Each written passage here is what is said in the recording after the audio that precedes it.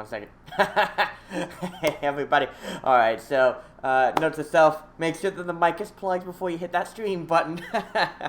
Anyways, what is up, everybody? Smiles here with Gamer and Smiles, and I am so excited. We had a great episode earlier today where we had a couple of ranked battles. I think it totaled like 15 or something. A lot of losses at 7 losses, but we ended off with a winning record of 8, so 8-7. Hopefully we can get some more wins up in here and get all the way up to Master Rank, but we'll just have to see.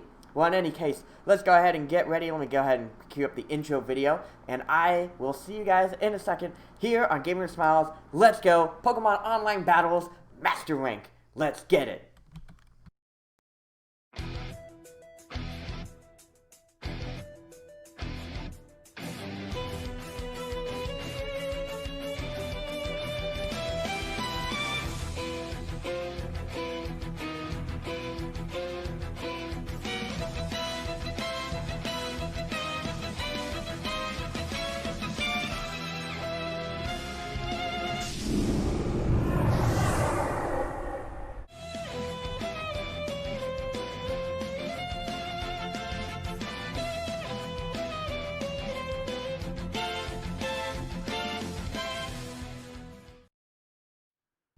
Hey everybody, Smiles here.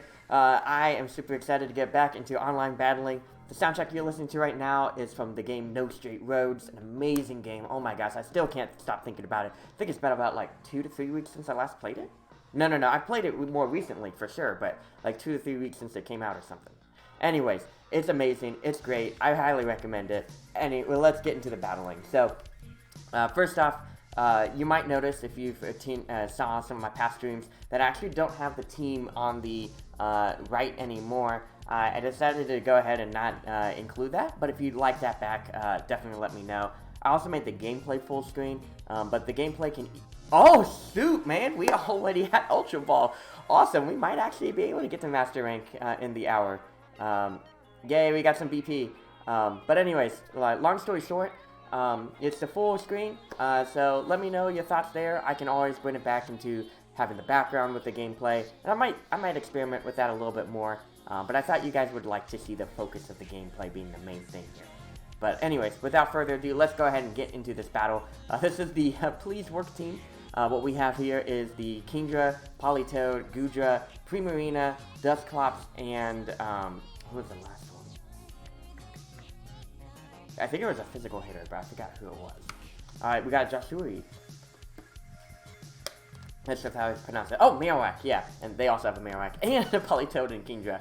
Yeah, that's to help kind of absorb electric attack. Or fire, I'm so sorry. Yeah, electric attacks. But really looking at this, I don't think that I have to worry too much about that. I do want to deal with the opposing offensive pressure my opponent is going to exert. So I feel like Primarina and Politoed actually might be a good lead off here. And then afterwards having Goodra and Dusclops in the back. Not really focused on the speed, but rather the power. And that might be helpful. Politoed can do some light hits first, and then Primarina can kind of Dynamax or deal with that accordingly. So let's go ahead and see what's up here. We do also have the Comfey and Dhelmise to deal with, and I think Dhelmise does put some strain on the team, but I don't think it's anything that is impossible to deal with. Okay, so the opponent is going to start to lead off. We're going to get Sylveon and Kingdra actually. So the opponent's Drizzle will activate here. The opponent's Swiftstone rather will activate here, giving Kingdra that speed boost. But I also get a great opportunity here to go ahead and fire off this Muddy Water into both. Yeah, and I feel confident going for this Max Starfall into the Kingdra slot, honestly. I think that also is going to be a great move against Dhelmise, and we can kind of work with that. And Dhelmise also, because he is going to probably use a lot of grass attacks, Goodra can help deal with that in the long run.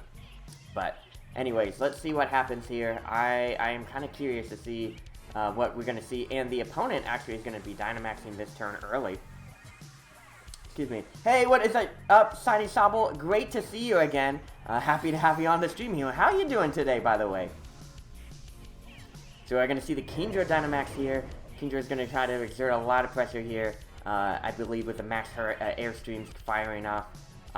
We probably aren't going to see a Max Geyser, to be honest. I would imagine Airstreams are going to be more common.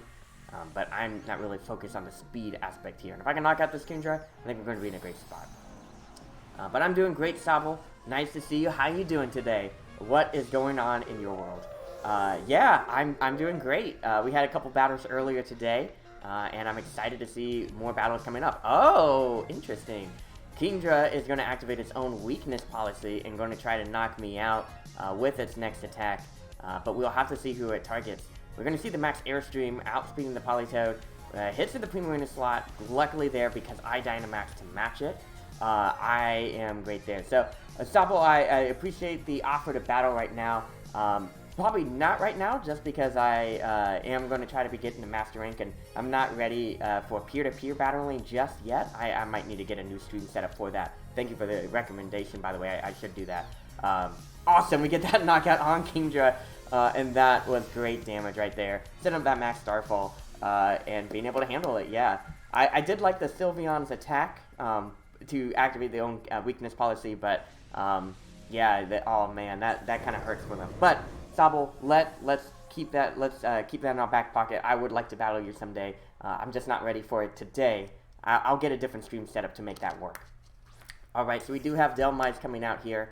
Dhelmise is actually going to exert some pressure, but the nice thing here is that I can just fire off another Max Starfall, and Dhelmise will probably hit Primarina with a Grass type attack, and I will have that weakness policy boost here. So I actually do get off the Muddy Water first, thanks to my Choice Scarf. And that is going to do decent amount of damage to Sylveon. Not very effective on Dhelmise, I'm not very worried about there. Yes, Kingdra is Water and Dragon. So though that is Kingdra's typing right there, and hence why the Max Starfall really hit for impressive damage. We aren't able to knock out Dhelmise, unfortunately. We do get the power-up here, and that power-up is enough to knock out my own Primarina. So kind of unfortunate, but we can still make this work. Yes, sir, that's right. The Max Starfall was super effective, and that helped out a lot there. I'm trying to think, because I do want to deal with... Okay, I think I know what I want to do. If I can knock out the Sylveon early, I think that's going to be helpful here. So, luckily here, I'm going to see the item Pixie Plate and Assault Vest. Okay, so Dhelmise is going to try to survive with a lot of great special defense here. I'm going to go ahead and Ally Switch and try to get off another Muddy Water here, trying to get as much damage on Sylveon as I can. Yeah, what's up, Shiny Sobble? What is your question? And trying to mitigate the damage. But yeah, let me know what your question is. I'd love to answer it. We got Politoed here. Dhelmise avoids the attack, unfortunately, but we get an extra turn here to kind of put some good damage on Sylveon. Not enough for the knockout, but we do lower that accuracy, which is going to be helpful. We're going to get the Hyper Voice. Hyper Voice is going to hit both, and that will be enough to knock out my Politoed. Before I was able to exert a good amount of pressure, and we're going to see the Poltergeist. Uh-oh, that's going to hurt. That's a lot of damage right here. Oof, I barely survived with 3 HP. That Dhelmise is definitely tricky. We got to knock it out. If I use Max Light Lane on a Water Ground type, will be super effective. So, it actually isn't. And so, the reason why is that it basically plays around with kind of how math works here. So, if you use a... So shoot, Sylveon's probably going to outspeed and knock out Dusclops. But I do need to knock out this Dhelmise now. I think I want to go with this Sludge Bomb. I want to go for the Dragon Pulse to knock out this Dhelmise. So if you use... yeah, I figured as much. I could have... kind of replaying that. I probably could have done something like... Ally Switch. Yeah. So, anyways, the reason why it actually has no effect. So, against water, electric is super effective. However, against ground, ground is immune to electric attacks. Therefore, the attack that, yeah, so that's the challenge. It actually won't do any damage whatsoever. And I think I remember that Shiny Zeraora. It came from the Pokemon Home event, which was really cool. So yeah, it wouldn't work against a Water Ground type Pokemon with Max Lightning. It should do no damage whatsoever. Yeah, it would do no damage whatsoever. Dang, and that was a tough loss right there.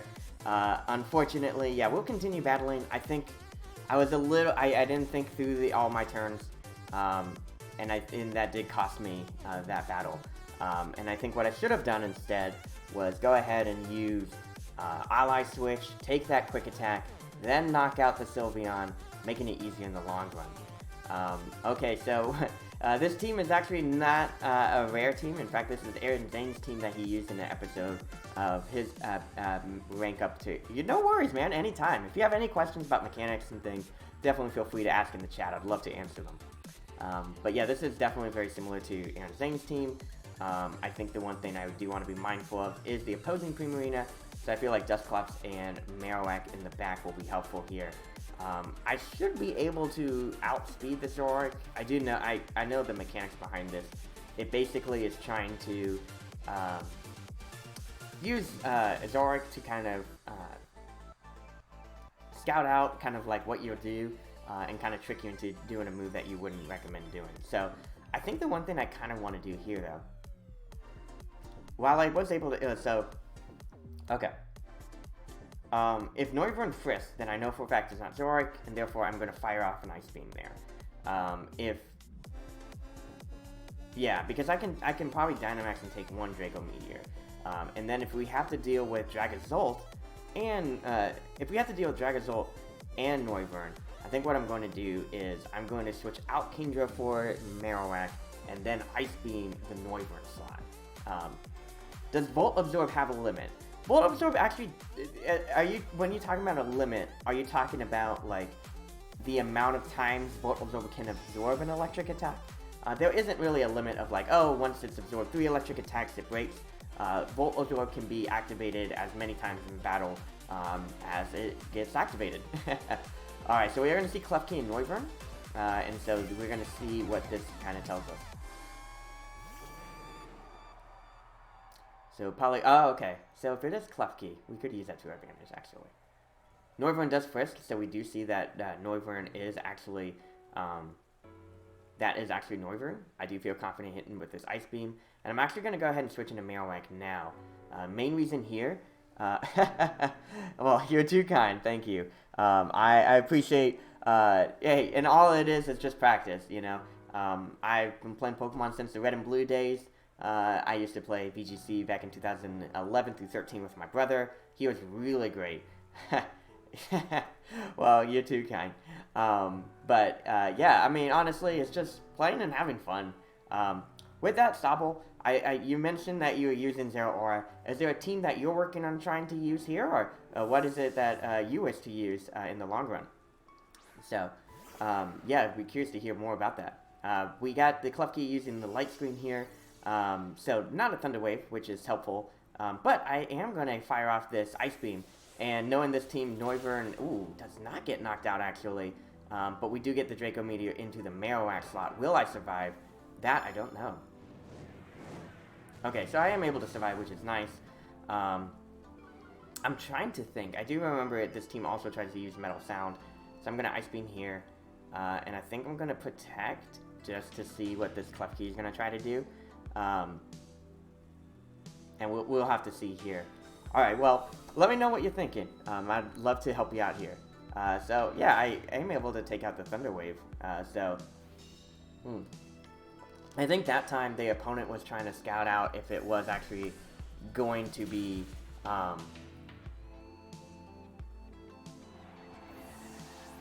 I wonder what the opponent was trying to figure out. Ah, gotcha.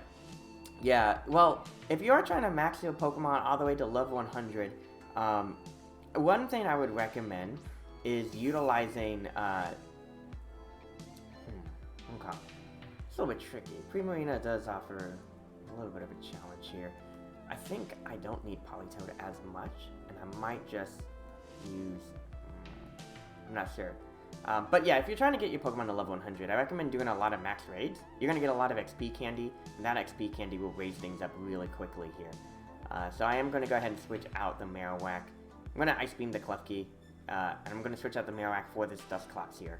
I think what I'm trying to do, though, is figure out, does the opponent have the Zoroark? because that could be problematic in the long run.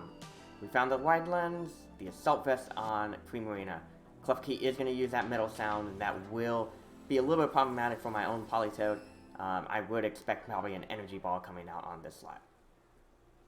We do get this Ice Beam off into the Klefki. Not going to do too much here. We get the Freeze, which is something I was kind of... I know it's a little bit cheeky. I was aiming to try to get that. But the Hyper Voice comes out. Oof, that's a lot of damage on Politoed here. I'm going to go ahead and Ice Beam... I'll Ice Beam the Primarina. I feel like Politoed's usage is going to be not as helpful in the long run. And I think I'm going to go ahead and Nightshade the Klefki as well. I think Haze actually takes away from... it actually does take away the Freeze. I think in Gen 1 it did. We are going to see the Hyper Voice one more time. Dusclops taking a lot of damage from that. And Politoed is knocked out. But I think what I need to figure out here is how do I deal with the Klefki and how do I deal with Primarina in the long run? We're able to get damage off the Klefki, which is helpful. But I think the main thing here is that I want to make sure that the Primarina does not exert too much pressure here. So looking at Rain, I get one more turn of Rain. I think I'm going to go with Max Airstream into the Primarina slot. And I'm going to go ahead and Helping Hand that attack. It is quite possible that we are going to see Primarina also Dynamax. In which case, we might not be able to take this next attack. Primarina, I feel like it might Hyper Voice as well, just to knock out the Dusclops. Seeing that, maybe you're thinking, oh, Kindra's not as big of a threat. And hopefully we can use that to our advantage as well. As figured, yeah, Primarina would definitely be a great... Okay, so if you get a Pokemon when you get 2 times the amount of power with a standard, and will actually absorb the attack. So, that's a great question. If you Max Lightning a Volt Absorb Pokemon, Volt Absorb goes up to 25% of your total HP, so it doesn't give you 2 times the amount of healing. But you will be immune to the attack. You will actually absorb it. So that's one nice thing about that. Yeah, ooh, that barely did anything. That is not great. We are luckily able to get our speed boost, but the problem here is that this Max Starfall is going to hurt. Klefki is frozen, but I mean, in the long run of things, that's not great. We are going to have to deal with this Max Starfall, and that might be enough to knock out, actually. Yeah. Oi, that Primarina just was hitting hard. Primarina is a tough Pokemon to deal with, let me tell you. Man, this isn't looking great.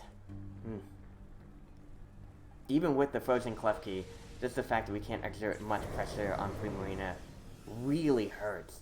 The rain is stopped, which is nice, but I think the problem why Primarina is so good... Yeah, and Light Screen is over too, of course. The one turn I needed Light Screen to be over. I could have protected our Max Guard and then attacked, and that might have been a little bit helpful. But yeah, I mean, I was kind of foolish there. I'm going to go ahead and Boomerang this Klefki. And I think I'm going to go ahead and Ally Switch, just so I can get this one knockout. I just want to feel great, and just feel okay, but, this is terrible. This is terrible. I can't believe... Yeah, this is the second time I've lost to the Aaron Zane team. Klefki is frozen. It's not going to be doing anything too crazy. Yeah, we are going to see the Max Geyser. Probably going to go into that Dusclops slot, and unfortunately, Dusclops is not able to survive this. And that's always the trouble. That's a good call out. Yeah, I could have a Steel-type Pokemon on my team. I think that a Steel-type Pokemon helps, sort of. I'm trying to think of what it... Yeah, it could help out in this dynamic here. We won't be able to knock out this Klefki, which is nice, but... yeah, kind of thinking back, if I didn't switch out Marowak, and I just went for the Boomerang, I probably would have knocked out Klefki. And then I would have had a better chance... Yeah, Dragonzolt comes out at the end, but Dragonzolt's already done what it needs to do. It doesn't it doesn't care. Primarina's already maxed. It's gonna knock me out. So, yeah, Steel type could work. I'm trying to think what would be a helpful Steel type. It would actually. You have a good point. Water Steel. Yeah, I'm able to survive that one Dragon Claw, which would ignite. Yeah, unfortunately, Zamazenta, yeah, that's a good call out. Zamazenta is not allowed on ranked battles, unfortunately. Which, RS would definitely be a great call out here. I feel like what I need to do, though, I like this idea for Steel type. Steel Water, would be able to, no, not Steel Water, Steel Oh, yeah, Ferrothorn could work. He's a fighting Steel type Pokemon. But yeah, Ferrothorn actually, now that I think about it, might be a good pivot in this team. It would be able to handle Primarina decently well, and I could probably give Ferrothorn something like Leech Seed to deal with those hits better. But yeah, maybe that's the way that we have to play this. Alright, well, we have the beat-up combo coming out here strong with Weavile and this Cobalion. Cobalion is a little bit harder to deal with just because it is more physically based. Or it's not weak against water, essentially. And so we basically have to knock it out in one turn. We might be able to do it with the combined forces of Politoed and Kingdra. There is also the Amoonguss. There is the Urshifu, and there's a Toxtricity in the Hatterene. So I feel like Marowak and Goodra would also be helpful here. I think the main thing I want to do is figure out what the opponent might try to do, and then play around with that. But yeah, I do actually like your suggestion of a Steel type. That was a smart idea, Sign Shabble. Great thinking. I think Ferrothorn would be great against Primarina, especially with Power Whip, especially with Leech Seed, and I think getting myself in the prime position to deal with that would be awesome. He is a lot slower, but if I can take hits well and recover hits, Ferrothorn would be a great call out. And then if I have, and I got a pretty strong water base, right? So I could probably do something like, yeah, we can fire type attacks really well. Ferrothorn can also take grass types well. Yeah, Poison Steel could also work. Poison Steel is, I don't think, available. I don't think there's any Pokemon with that typing right now. Poison Grass could work too. Venusaur is the top premier there. I think the one thing of why I'm worried about Poison Grass is more of the Psychic attacks that I might take in. But we can make that work to our advantage. So we are actually going to get Amoonguss and Toxtricity. So nothing too crazy here. I think I can fire off a... What if I just doubled up in the Amoonguss slot? What if I just went with Hurricane and then Ice Beam? And just didn't worry about Politoed taking damage. Yeah, I'm going to try this. But yeah, Grass Poison actually would work out well. Amoonguss would also... Actually, you do have a good point, Shiny Sopple. If I actually had an Amoonguss on my team as well, which I do have a couple of Amoongusses, that actually would be super helpful. So I could use Amoonguss to kind of make it easier. So we are going to get off this Hurricane. The Koba Berry does activate, unfortunately, but hopefully with the Koba and the Ice Beam coming out at the same time, that'll make things easier in the long run. We do get the Confusion, though. So yeah, Poison Grass, I could also use Amoonguss here. Kingdra is going to lose his HP here, and I am going to get my Ice Beam off. This will do good damage, not enough to knock out, unfortunately. We're going to have to deal with an Overdrive, yeah? Okay. Yeah, that is enough to knock out Politoed, so that was a pretty strong attack. But luckily now with Toxtricity, I could probably pull in Marowak, and then try to do something like still Ice Beam, and then probably do Bone Moraine here. Yeah, I'm going to go ahead and use this Hurricane one more time, and then I am going to go ahead and Bone Moraine on the Toxtricity slot. Ooh, that's interesting. When you pulled out Zamazenta, was it the Fighting Steel one, or was it just the plain Fighting one? Because usually, yeah, that matchup is not a great one on Zamazenta's end, for sure. But, okay, so Amoonguss does protect here. Unfortunate, I'm not able to knock out the Amoonguss here with one attack, which would have been nice. But if I protected the Kingdra, I think that would have been a lot better. Unfortunately, Lightning Rod won't be able to redirect the hit on Kingdra. So I will lose Kingdra in this bout. The one with Shield. Okay, so you do have the Steel one. Yeah, that might hurt a little bit more just because of...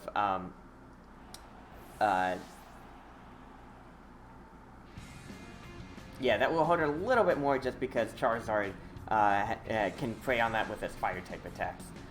So Zero is going to be sending out this Urshifu. It is Urshifu water, so not a great look from me. Marowak has to be mindful. I think what I want to do here, though, is I do want to knock out this Amoonguss now. I don't really need the rain anymore, so I'm going to try to power... Well, a couple things I can do.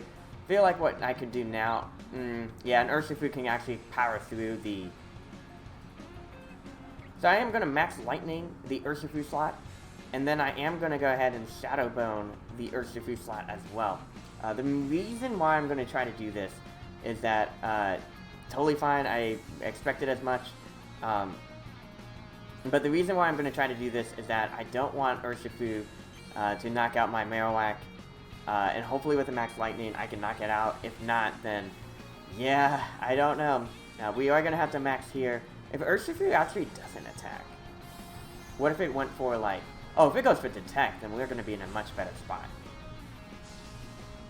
I have a shiny Day Form Lycanroc that knows a Psychic type attack. Yeah, that's actually pretty good. I think the move it'll learn is Psychic Fangs, which is really great. Unfortunately here, Marowak is gone. And these are the moments where I was like, man, I miss Gastrodon. Yeah, I'm not going to be able to survive the second one. That is just too much damage here. And I will be able to get off this Max Lightning, but really, it's not going to be great. We are going to get this Max Lightning off. It's going to do decent damage. We are able to knock out Urshifu, which is really surprising, actually. So that's kind of nice.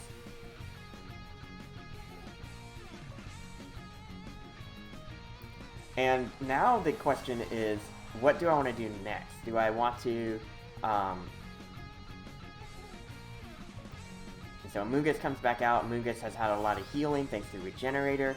And now we have to kind of deal with what we want to do next. So, let's see. Rain ends in 2 turns. I could do Max Flare to turn off Rain. I kind of like the idea of Max Oozing now. I might just go ahead and do that. And I did it in the Amoonguss slot, expecting the Rage Powder anyways.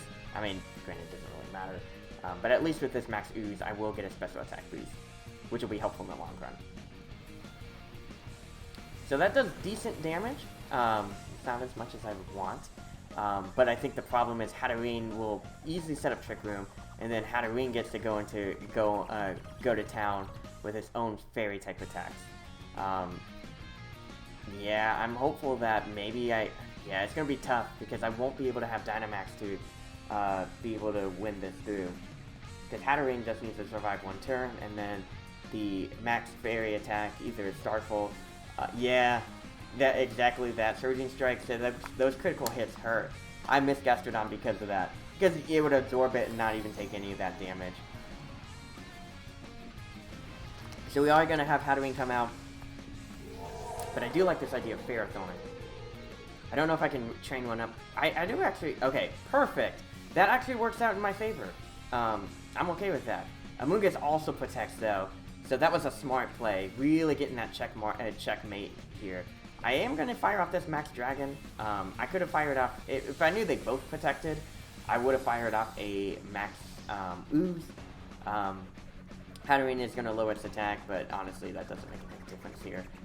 And it's going to be pretty doubtful that Goodra is going to survive 2 Max Fairy attacks. Because that's essentially what it has to do. It has to survive 1 to deal with Amoonguss potentially using Rage Powder, and then has to survive the other one. And if it can, I mean, we are going to see the Rage Powder. I would do the same, honestly. I don't blame you. And we're going to get that G-Max Smite. This is going to be an incredible amount of damage. Close to that knockout, but I luckily survived here. Yeah, no, Zeraora is very fast too. Yeah, and unfortunately though with Zeraora is that it can't be used in online battles, which is unfortunate, but it is what it is. We are able to knock out the Amoonguss, but at what cost? It is pretty much game, set, and match. The opponent just has to hit a Max Smite again. So I am just going to go ahead and hit that runaway button. There is really no point in delaying the inevitable here. And I think what we need to do is just figure out what to do next time. So, alright. I feel like water offense kind of gets a little bit tricky. I I don't have as much great... I like Gastrodon. I think Ferrothorn is, kind of like you said, is going to be our move here. Because Primarina has been a... yay, I got some calcium, which is nice.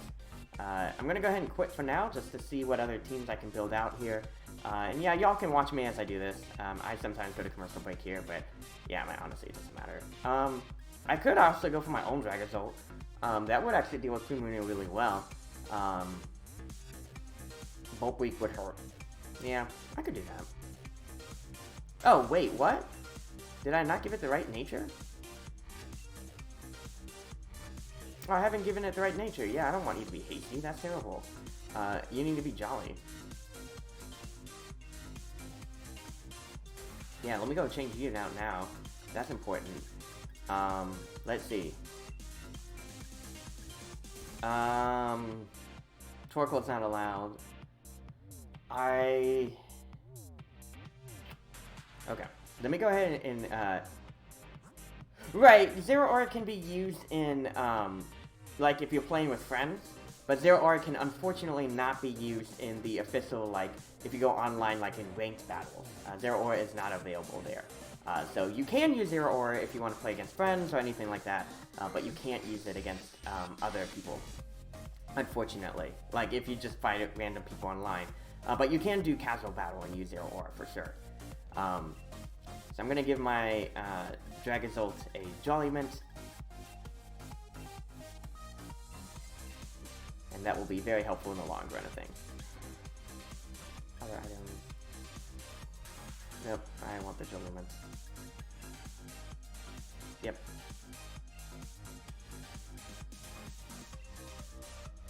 Okay. I wonder what I can do on this team.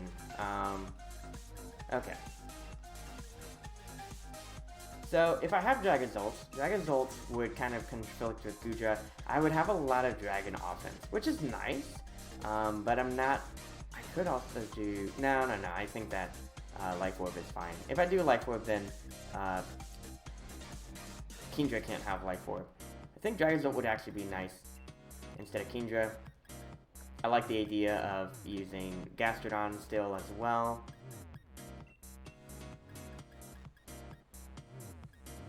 I don't really have an electric weakness anymore if I don't have... I mean, it'll help Primarina for sure, but, yeah, I'm trying to think what this does.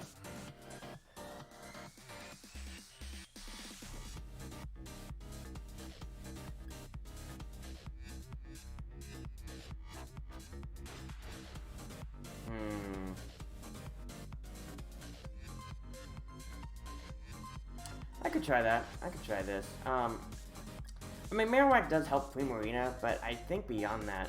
Well, Marowak actually just hits hard. It helps deal with Trick Room as well, with Shadow Bone. Bone Marine is really helpful as ground coverage. And Protect is nice too. Yeah, I don't think it's bad to have Marowak. Especially too because, like, Gastrodon can help with water attacks if I need to deal with other things. Yeah, I'll give this a shot. I think my only thing is, like, do I want to use Dusclops, or is there another Pokemon that might be defensive that could be helpful? I do have Duraludon, actually. Now, talking about Sylveon, I could as well.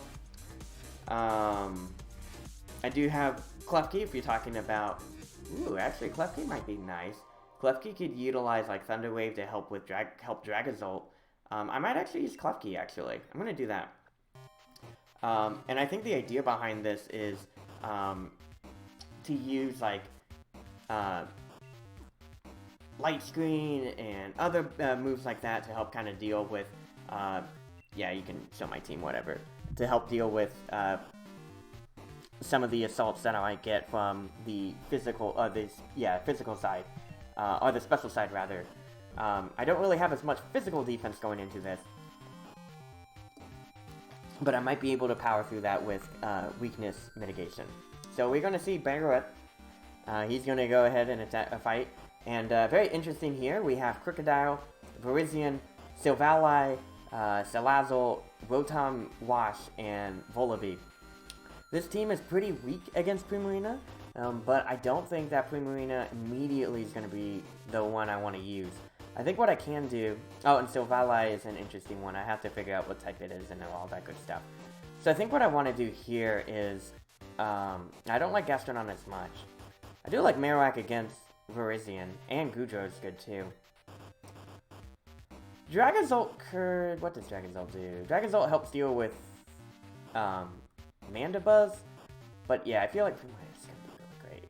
So I'm going to lead off with Klefki and Goodra actually, and then have Primarina and Marowak in the back, just in case I need the assistance.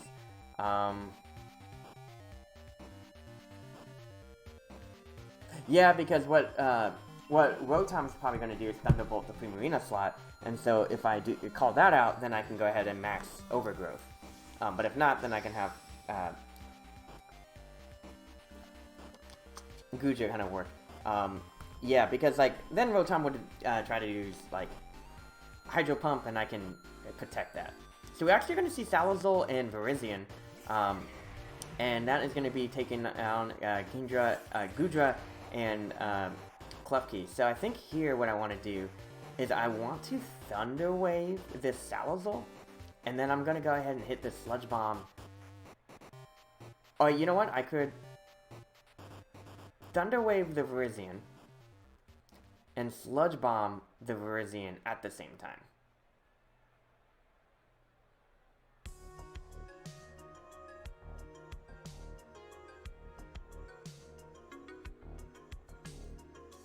So the opponent is going to respond with Dynamaxing Fun first. Oh dang, 1 HP Lycanroc against Rillaboom. That is lucky, my good friend. And I'm very glad that it worked out for you. For sure, that is... Oh, he knew Fire Fang too. Yo, there you go. Great job, Sobble. You knocked out that Rillaboom. That's a tough one for sure. We are going to Thunder Wave here. I do expect something like Salazzle is going to try to use Beat Up or something. Yeah. That's an interesting Pokemon to use the Beat Up for. So Virizion is going to be powering up with this Justified. But luckily here, because I was able to paralyze the Virizion, it will make it slower in the long run of things. And so that might be helpful enough for Primarina to knock it out with like a Max Starfall or something around that. So, Virizion is going to get a hit 3 times. I get the Sludge Bomb off, but it's not really going to do too much. And we are going to see the Max Knuckle going into the Goodra slot. Woof, that was a lot of damage. But a smart call out there, especially because Goodra would be able to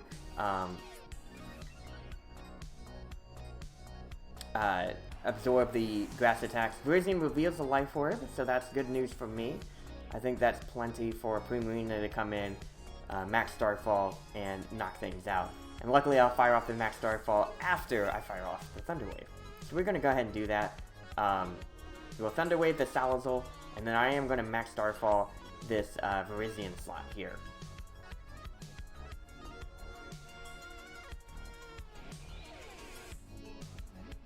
And I'm hopeful that I can get a knockout or get close to it. That will be helpful in the long run. It might be a little bit harder thanks to Virizion being super big with that HP and then Dynamax. And I would imagine Virizion... Oh, it's not focused. It's not... I'm so sorry. Virizion is not... Rising Voltage. Is Rising Voltage a good move? I think so, personally. I think what Rising Voltage does... so I think it's Steel File, I Steel. Okay. So I think what Rising Voltage is... It's a pretty good move in electric terrain. So if you have a reliable way to set up electric terrain, Rising Voltage does a considerable amount of damage. And I've seen a lot of opponents use that against me, and it just wrecks shop. So I would recommend it. I think it's a good move for sure. So I am going to be able to get off this Thunder Wave here, which is going to be helpful in the long run, dealing with Silvally. Wow, Virizion actually outspeeds the Primarina, which is incredible. I think that's just I think that's game, set, and match. Yeah, I'm really surprised there. That hurt. That really did hurt. I can't believe that. Oh, man. Oh, Electric, yeah, I recommend buying it. It's a good TM for sure. But, oh, man, you gotta be kidding me. Like, how can Virizion outspeed And I guess the swords adjusted are fast, but even with 2 paralysis? Oi. Oi, this team is my team is very disjointed. I did like the idea of Salazzle.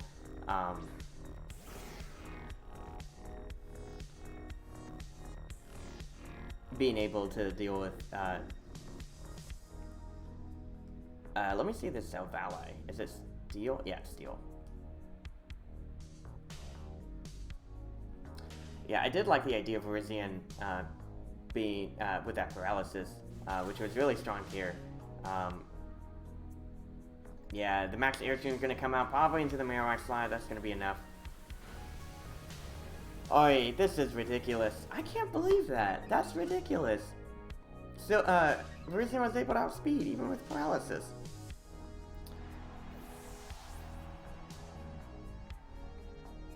And Silvally is going to get that parting shot. This stream, we are not doing well.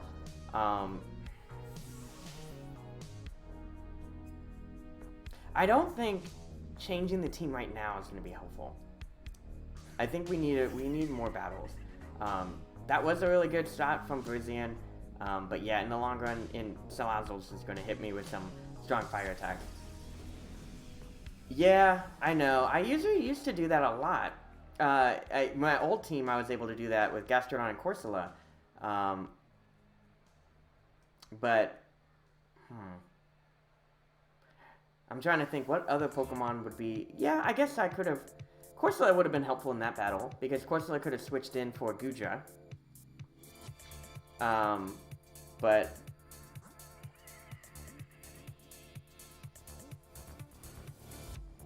I think what I could have done if I paralyzed the Salazzle, that would have given me enough opportunity to punish the Virizion. Virizion has high special defense. That's the problem, making it really hard to deal with. What did it come to the Unova region? Okay.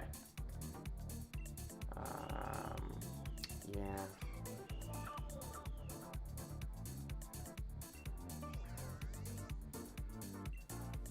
Yeah.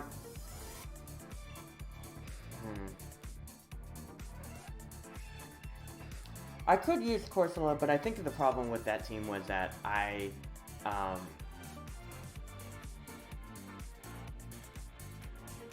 yeah, I think the problem with that team in particular was I just didn't have a way to stop Salazzle really early. And if we did, I think we would have been in a much better spot. So, anyways, okay, so we have a very interesting dynamic here with Kangaskhan, pretty rare sight here, Melodic, Dragonzolt, Ninetales, Alolan Sandslash, and Talonflame. Unfortunately, I won't be able to turn off the hail. Do I know where you can find the electric train? I forget exactly where, but I think Hammerlock, if you go to that Pokemon Center, actually sells it. So that might be your best bet here. But yeah, I think too much things discourage Goodra. I think Primarina has a decent shot. I do kind of like Gastrodon. I had to deal with Freeze Dry from Ninetales, but if I can get it down to where it's just, if I can get it down to where it's just Dragonzolt and Melodic and Gastrodon, I might be in a good spot.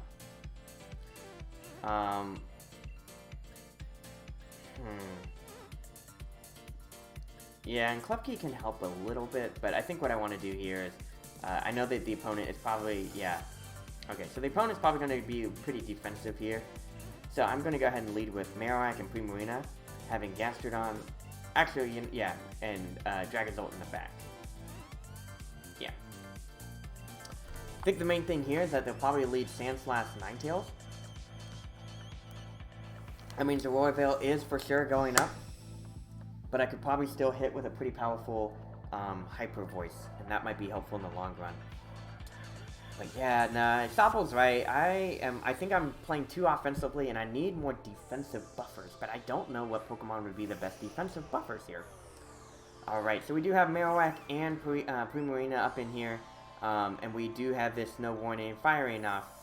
The one thing I do want to be mindful of is that if a Sandslash decides, hey, you know what, I want to target this Marowak slot, and I don't want it to knock out Marowak right now. So I am going to go ahead and switch out into Gastrodon, just giving Marowak a little bit more breathing room. It is possible that Sandslash does protect itself because it is 4 times weak against fire, but I feel like that is, yeah, it seems too obvious that I would attack with Marowak. So I am going to go ahead and protect for now and kind of play a little bit more defensively here. And hopefully we can kind of get the pieces going. Marowak is going to return, which is nice. And we are going to get Gastrodon up in here, and that will be helpful in the long run. Marowak, so we do see the Dynamax, so I am glad I decided not to have kept Marowak in there, because I can easily see this becoming a Max Quake and knocking me out. So Sandslash is going to Dynamax here. I got to make sure I can waste these Dynamax turns, kind of like Sabo was saying, and I agree. I think minimizing the ability for the opponent is going to be helpful here. So we are going to see the Max Quake, as predicted. I am glad I decided not to have Marowak take that. Gastrodon takes that like a champ, let me tell you. Ninetales is going to get that special defense boost. Not great for a Primarina, but we can make that work. Ninetales actually goes for Hypnosis into the Primarina slot. So interesting tech there. I did not anticipate that. And Primarina is fast asleep, unfortunately. And I think the reason why they wanted to go for that move was expecting me not to be able to turn off the hail immediately, which is problematic, but they can probably go Aura Sphere later, or Veil later, and make it last longer. I am going to go for Hyper Voice here, and I think I want to protect, or do I want to... Yeah, I want to protect in case I have to deal with something like Blizzard. And get them recover off at the last moment, you know?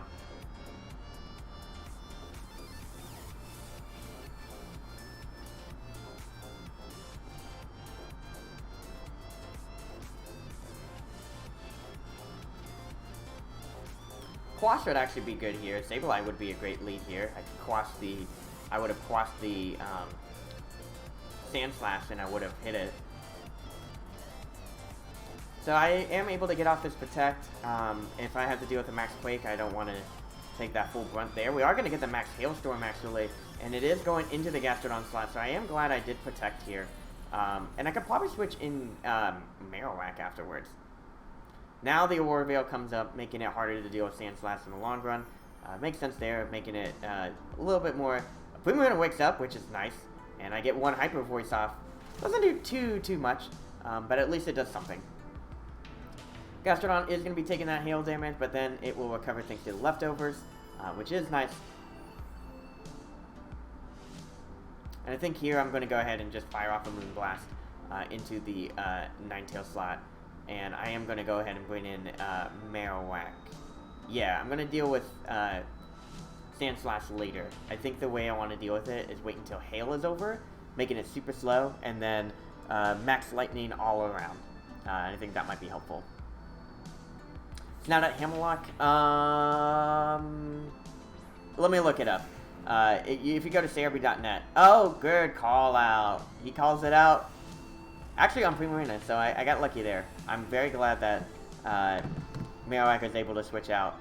I'm so sorry, Gastrodon is able to switch out and protect itself there. So we are going to get the Hypnosis. It is actually going to go into the Marowak slot. So not the best for myself. I've been playing way too passive here, which isn't great. But we are going to get off this Moonblast, and I think that's going to be helpful. Lowers the special attack, which is nice. Primarina is going to be taking damage thanks to that hail, and so will Marowak.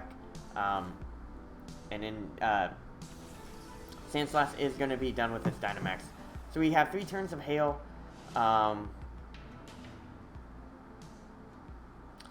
this is tough. Because hail, 2 more turns of hail. One of my Pokemon is for sure going to get knocked out. I think I'm going to go ahead and switch out Primarina for Gastrodon. I'm going to try to Flare Blitz this, I'm going to Flare Blitz the, I'm going to Flare Blitz the, Sandslash spot.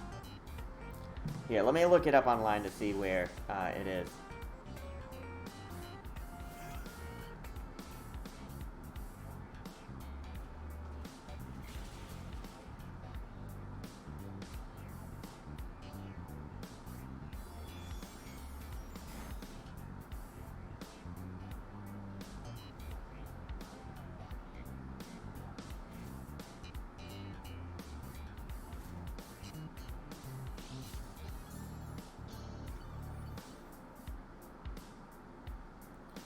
Alrighty, so we are able to actually survive, which is nice. I'm gonna go and try to recover with Gastrodon, and I'm just gonna Flare Blitz the Ninetales slot, actually.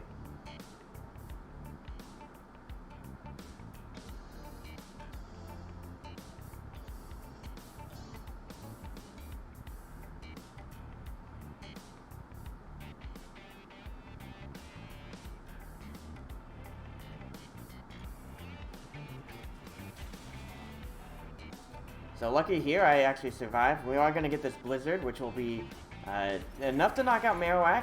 Gastrodon survives, but of course, I am frozen. That is, you cannot make this up, folks. Hang on, this is where, oh, wait, I unfreeze. Wow! The same turn I unfreeze and I get that recover off. Got lucky with that, honestly. The hail is over, which is nice. And so now we can use Dragozolt and hopefully just Onslaught knock out all these Pokemon. Main thing here is that I think the Ninetales slot, I could do a couple of things. But I think what I want to do here is I do want to try to knock out the, yeah, I'm going to go ahead and Earth Power the, I'm going to Earth Power the Sandslash spot, and I'm going to go ahead and Max Lightning the Ninetales. And hopefully with this, we're able to knock things out. So, yeah, man, we had to play very passively for sure, but we might be getting all the pieces to the puzzle now, which I'm really excited about. Hopefully here we'll be able to knock things out, but the opponent does have free switch-ins as well. They can switch into their own Dragozolt, and that would help waste turns and things like that. So I'm not looking too forward here. We do see the Ninetales switch out. It is going to be in their own Dragozolt, so that was not a great thing here. But we do stop with the electric terrain any shenanigans of, hey, I'm going to be... the main shenanigans are going to stop here, or sleep. So, unfortunate that the Ninetales did switch out. I probably could have maximized that turn a lot better, but not a big deal here. Hopefully we can make things work. We are going to get this Max Lightning. It's 4 times resistant, so it's not going to take too much. It comfortably takes that Max Lightning, but the electric terrain will be helpful in the long run here. I do lose some damage with Life Orb. Sandslash goes in with Triple Axle. I actually did not know it could learn Triple Axle. That's going to hurt. Will I survive the third hit? I don't know. I do survive, which is nice. And I get this Earth Power off, which is great too. But, oh man, that Sandslash takes that Earth Power like a champ, let me tell you. So this is a little bit problematic. Aurora Veil does wear off, so I think what I'm going to try to do here is I'm going to protect... I'm going to Max Guard. I'm going to Earth Power the Dragozolt slot, actually. And then I'm going to Max Guard here.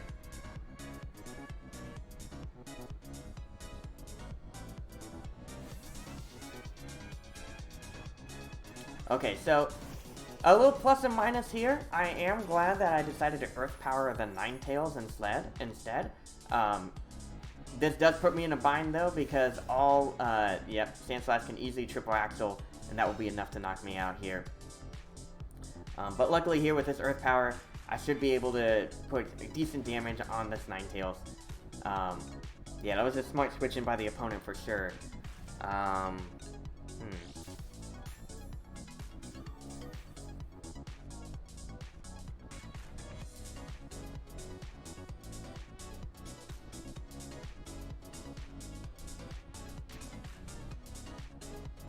I'm going to try to Max Guard one more time. Maybe it'll work.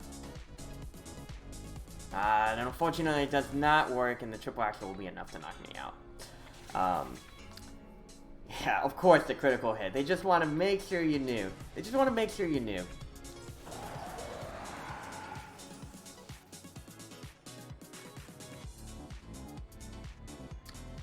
Ninetales actually sets up Blizzard, which is actually going to do a lot of damage here. But I am lucky because he did not set up Aurora Veil just yet. I am able to knock out the Sandslash, but man, it took a long time to be able to do that. And this is going to be tough. Yeah, no worries. I'm sure it should be there. If you talk to the person at the Pokemon Center, hey, after this battle, I'll show you. I got a moment. I'm gonna lose anyway. It's not a big deal. Yeah, so Dragonzolt probably is gonna be able to knock out Primarina, but if I get lucky, I might be able to survive it. So I am going to go ahead and try to use this recover here on Gastrodon, and then maybe if I hit a Moonblast on the... I mean, I could get lucky. I could get lucky that the Bolt Beak misses, which would be awesome.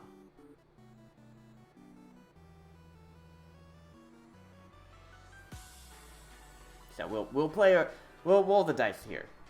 Yeah, it should be Electric Train. I'll after this, I will show you. I will go to Hammerlock. We get the Dazzling Gleam off. That was a good idea. Ooh, I survive. Ah, the Bolt Beak does come out though. Unfortunate there. Primarina is knocked out.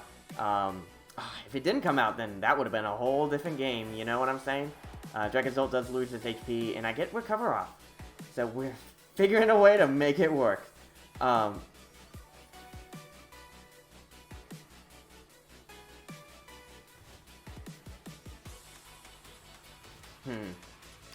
think this does prove a little bit of a challenge. I do have to start putting some offensive pressure here. But I don't know how. I could try to use Earth Power. Yeah, because, like, the problem here is that all Ninetales has to do... they both can attack. So if I get lucky and one of them misses, like, if Dragonzolt misses, then we'll be lucky. But Ninetales is firing off a perfectly accurate Blizzard, which is going to hurt for sure. We are going to get this Blizzard. That's going to do a lot of damage here. Yeah, and Outrage does not miss. So that's all that Dragonzolt needed. But yeah, after this, I'll show you where Hammerlock is, where that TM should be. Looking at that, yeah, Marowak does not really help out as much. We could try Dragovish. Nah, we'll go ahead and quit for now. I do also have Durant. I could play with Durant as well.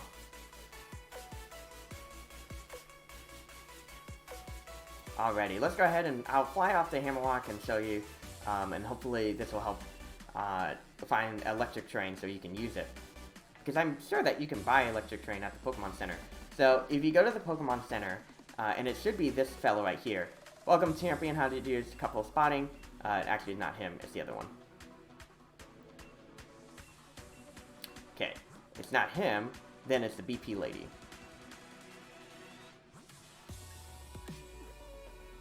Ah, you are right. It's not here.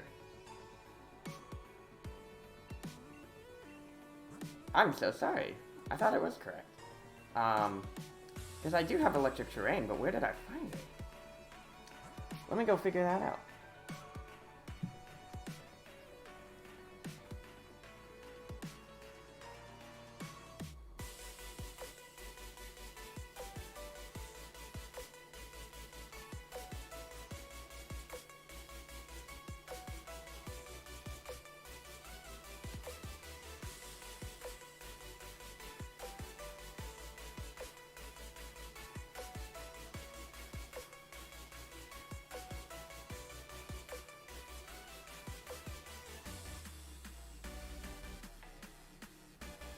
Oh, okay.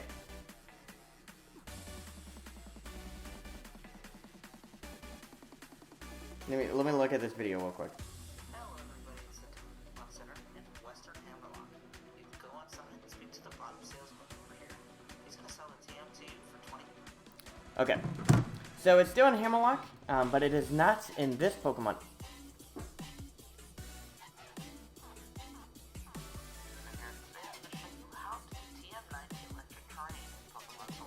So, yeah, it's not in this Hammerlock. So, there is one more Pokemon Center in Hammerlock City. So, let's go over here. I always forget there's more than one actual Pokemon Center in Hammerlock. It's ridiculous. So, it's this Pokemon Center right here, Sobble. You will be able to find it.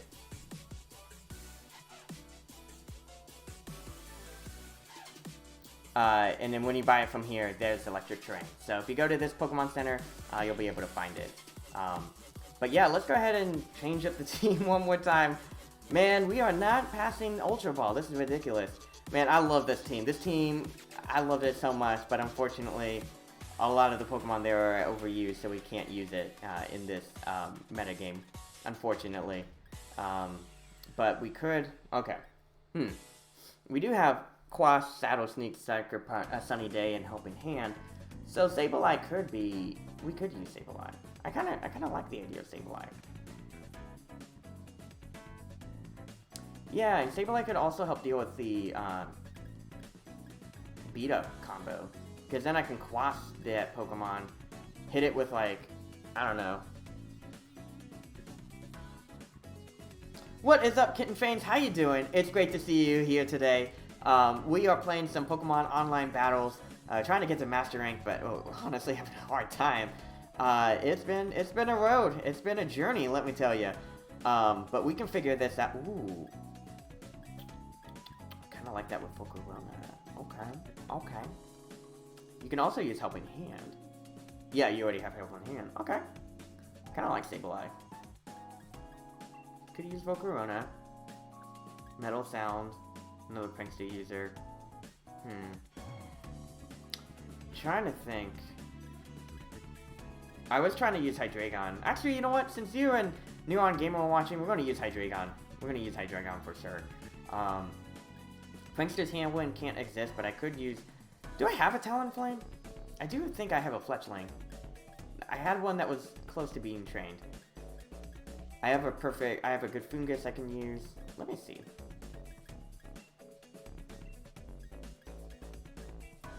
Yeah, let's just search. That was the Fletchling.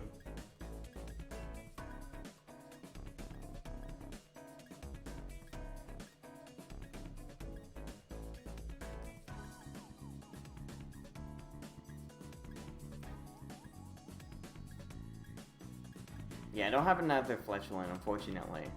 I feel like training one up now. Ooh, if I could build a Paraflinch team? Yeah, I don't know if I can build it for myself, but what I can do after the stream is I can look into, go to Pikalytics and figure out Pokemon that can work for it. Let me ask, what does Neuron Gamer, what format does he want to play? Does he want to play Battle Spot Singles, where you have 6 Pokemon total, you send out 3? Does he want to play doubles, Battle Spot Doubles, full 6-on-6 singles, 6-on-6 doubles? That information can help me build out the team, or better build out his team for him. But yeah, I'd be more than happy to. I'd love to. But yeah, no, I'm trying to think. I could use Grimmsnarl. Oh yeah, Grimmsnarl has big tears as well. This might be helpful. I haven't used this Grimmsnarl in a while. I haven't used Grimmsnarl in a while, actually. I feel like I can use Grimmsnarl. Let's do that. Let's not use Klefki. Let's use Grimmsnarl. Prankster, it's basically the same thing. It's just, it has Spirit Break instead. So it makes it a little bit stronger. I can use Hydreigon. I like Goodra. I like Gastrodon still. Dragovish isn't as common. I have to deal with Dragonzolt, though. Trying to think. What other... Do I have a good Fairy type? I do have this Darmanitan, but... I have a couple random Grimmsnarls. I could make the Comfey now. No, that's not helpful. Azumarill could... No, Azumarill's problem is that it's water. I have my own Ninetales.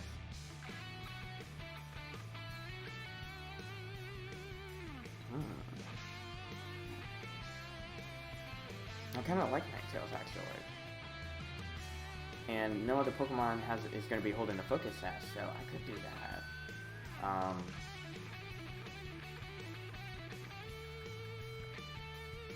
Yeah, I'll try Ninetales.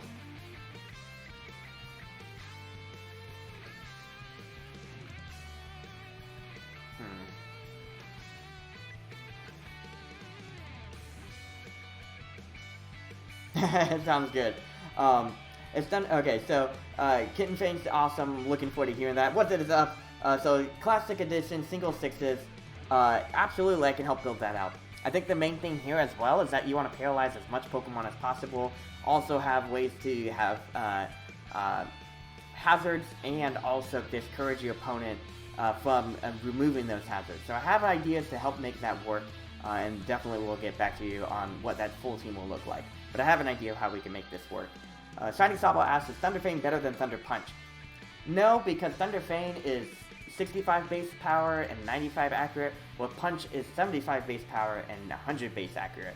So you want to use Punch over Fang if you have the choice between the two.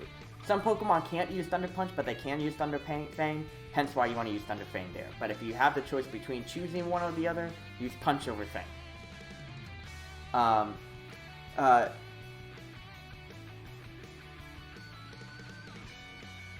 I do like the idea of Thunder Punch. I was suddenly inspired by Hitmonchan for all the punches. Ooh, that would be fun. Hitmonchan, it does have Iron Fist, and you could use the Elemental Punches, which would be really strong.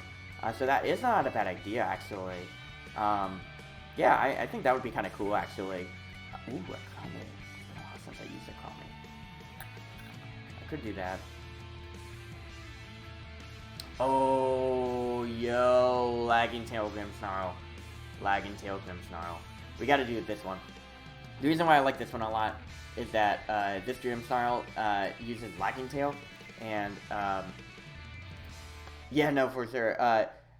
Yeah, so Zeraora can't use Thunder Fang. Actually, for Zeraora, I recommend Plasma Fist. Plasma Fist is better than Fang or Punch for it. But yeah, I could use this Grimmsnarl. It's been a while since I used Grimmsnarl. Oh my gosh, duh. And with Trick, I can literally be like, hey, I'm going to steal your Focus Sash, and I'm going to hit you. Yeah, duh. Why haven't I thought about my old school buddy? Oh, I can't believe it. Oh, we go and play with our best friend Grimmsnarl. I'm so excited. So I'm really excited to play with Grimmsnarl again. This is going to be fun. I don't know if I want to use Ninetales though. Oh, you know what? Why don't we bring the whole game back together? Let's do that. Let's bring Corsola back. Actually, maybe not Corsola. Okay. So I got an idea. Okay. I'm kind of going back and forth, but I think I know what I want to do here. Special attacks have become more prominent, and so what I'm going to do is I am going to go ahead and deselect Grimmsnarl because I'm going to teach my old school Grimmsnarl with Light Screen instead of Reflect. Back in the day, I used to have Reflect because I wanted to deal with physical attackers more, but really the physical attackers aren't as common, so I definitely want to use Light Screen more. Come on, I remember Alpha Order, and so that will help in the long run here. Of course, I'm not going to forget about defense, but I think the main thing here is figuring out the metagame trends have become more specially based. And so I think Grimmsnarl can help deal with the specially based threats I deal with. I can have other Pokemon deal with the physical threats. I think it's just going to be in a different way. But it's not going to be through Grimmsnarl.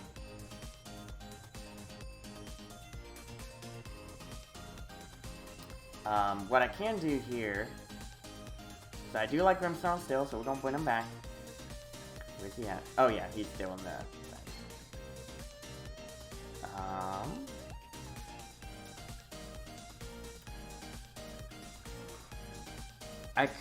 I like Ninetales. Ninetales also helps with defense too with Aurora Veil. I can activate my own weakness policy actually, if I wanted to. So I do like this a lot.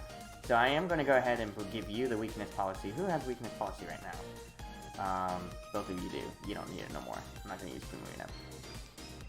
So we're going to use Hydreigon, we're going to use Ninetales, we're going to use Goodra, Gastrodon, Grimmsnarl. Question is, I want to use physical Goodra this time around. Do I want to use physical or do I want to use special? I'm going to use special. I'm going to use special. Nah, I don't know if I want to use Goodra actually.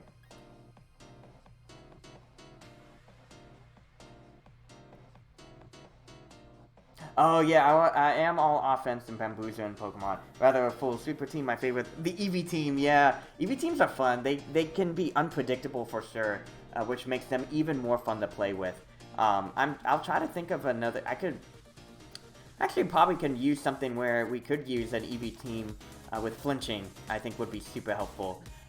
But yeah, I'll have to get back on exactly what that's gonna look like. But I have some ideas that could help out here.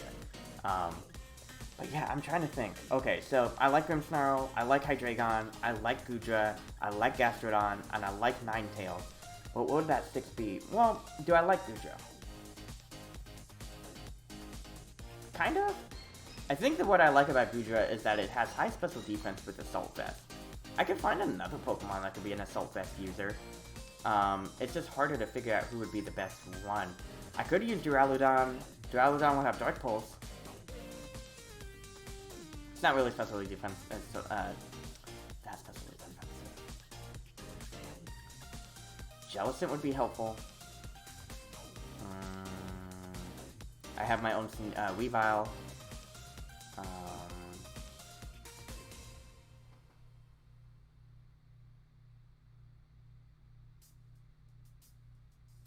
Oh, is my Lycanroc shiny? Yeah. So my Lycanroc actually isn't shiny. It's just the dust form, or the midday form, or the dust form. Yeah, if you're looking for more damage on Urshifu, I might actually suggest. So Urshifu is very weak against, especially defensively weak, and so I actually might recommend using.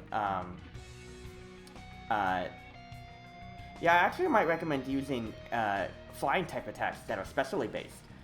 So something like Togekiss's Air Slash does a lot of damage to Urshifu, and that might help you out in the long run. Actually, you know what? Instead of Goodra being the Assault Vest, I could go with Primarina being Assault Vest. I could try that. I'll give it a shot. Why not?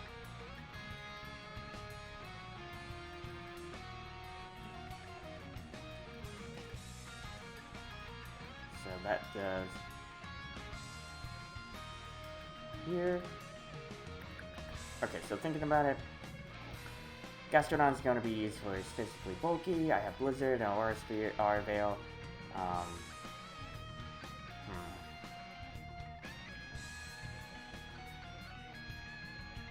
Yeah, no, I see that, definitely. Okay,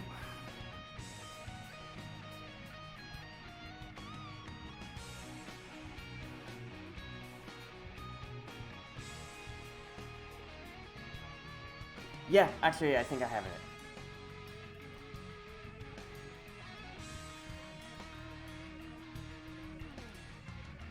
Of course, it was very physically bulky. Take a lot of hits.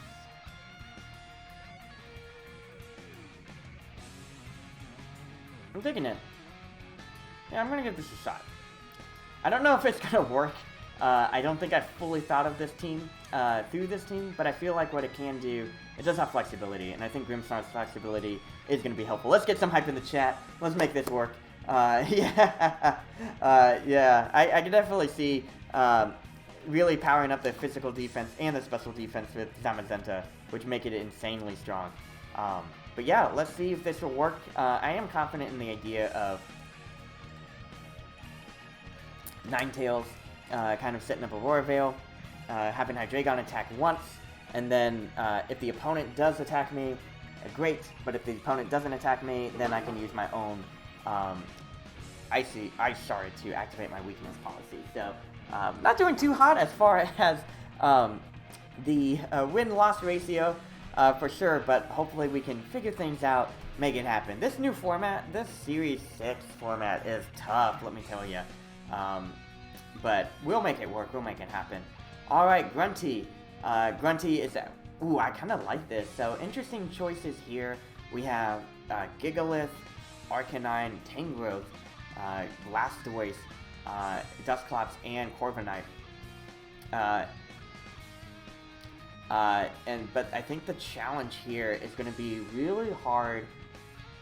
Okay, a lot of physical basis. I can use Gastrodon really well, but yeah, and that's probably why I wanted Goodra, to help deal with the grass moves. I gotta deal with Tangrowth pretty early. If I can get rid of Tangrowth, I think that's gonna be helpful. If I can burn it, it's probably gonna be physically based instead of light screen. So I kind of like. I like Ninetales Hydreigon, maybe? But I feel like the Gigalith is going to be the one that's going to mess that up. So, I kind of want to go for... Hydreigon, Corsola, Gastrodon, Ninetales. And use Ninetales near the end of the game.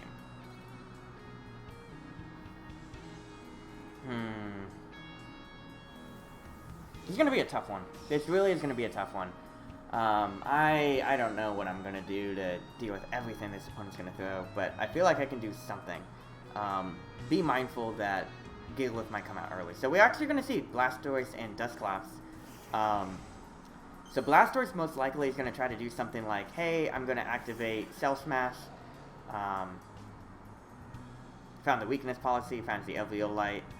Eviolite's expected. I am going to try to hit off this Dark Pulse into the Dusclops slot. And I am going to try to use... I feel like Blastoise is not going to attack with Cannonade quite yet.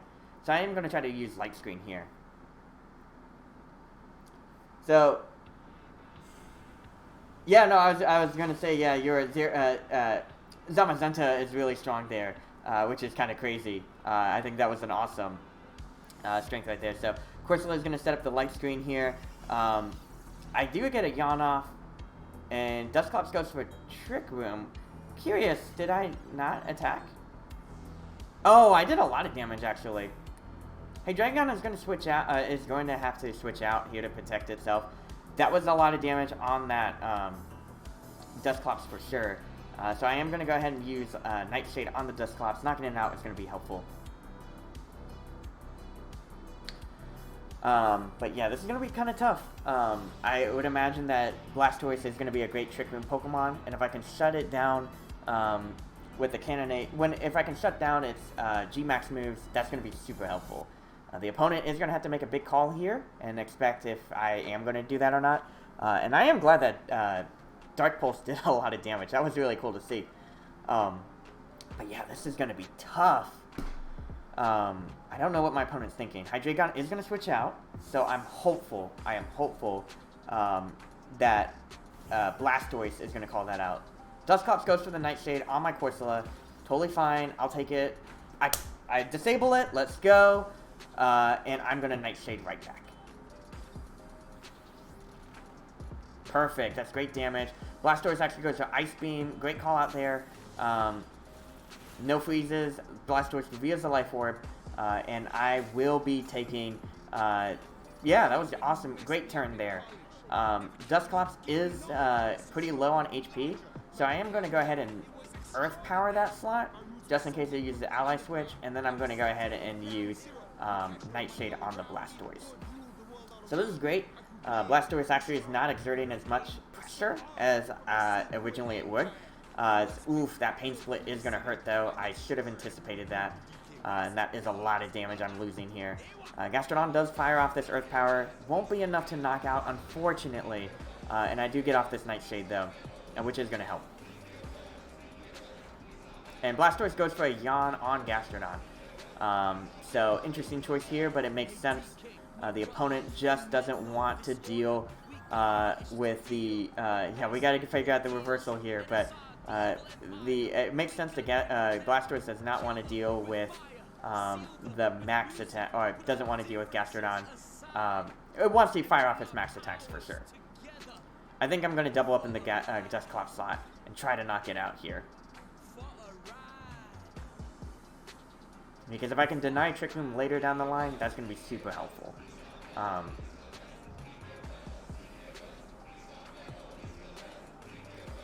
Yeah, let me see. I'm curious to see what we can do here. Dusclops goes for the Pain Split on my own Gastrodon. Wow, that's a lot of HP it recovered. That's not great. I do fire off the Earth Power here. Hopefully I can get some good damage. Dusclops is just so bulky, and that Pain Split hurts, man. That's so so not cool.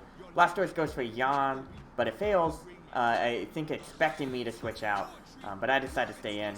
The pressure I put on Blastoise is super helpful here. Alrighty, so let's go ahead and see how many more turns of Trick Room. This is the last turn of Trick Room, actually. So I am going to actually switch out Corsola. I could switch out Corsola.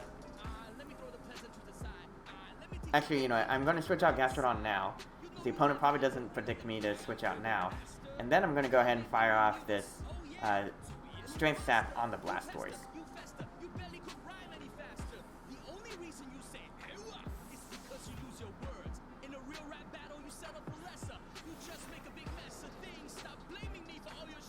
Alright, so we will have to deal with a Pain Split here, unfortunately. I get the Strength Sap off, so that'll be nice to get a lot more HP here.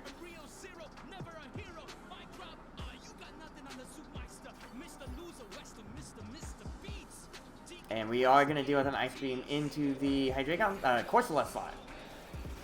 So Blastoise is going to lose that HP. Dusclops can now use, okay, a lot of things changed that turn. So I am going to go ahead and use this Max Darkness on the Dusclops slot. And I am going to go ahead and switch back out into Gastrodon. Yeah, no, it was a great heal for sure. That was super helpful to kind of get things going.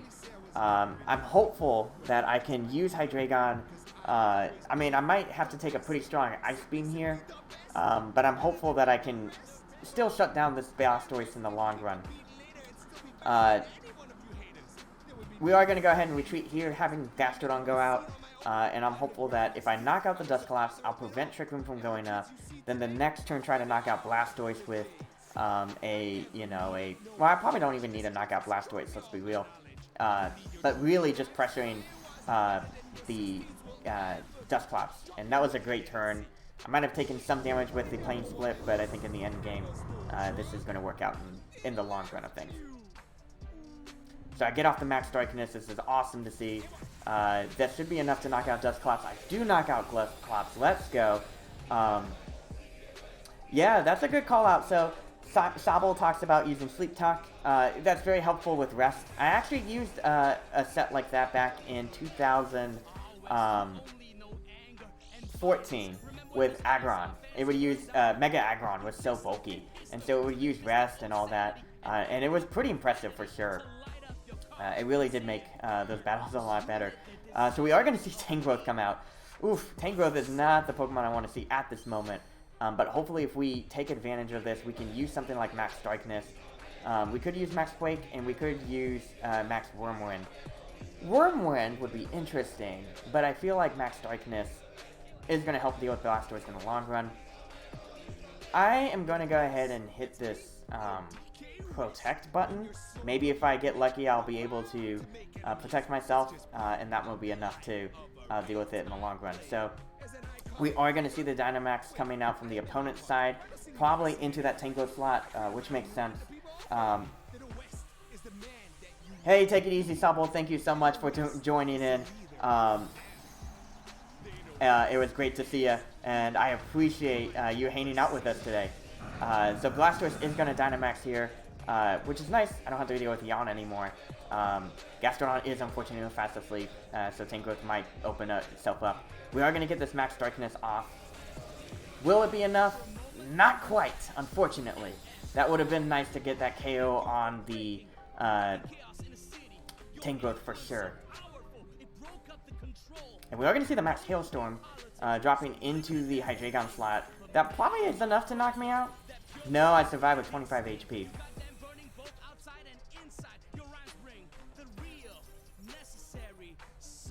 I activate the weakness policy, which is nice here. But the also nice thing here, hey, thank you so much. I appreciate it.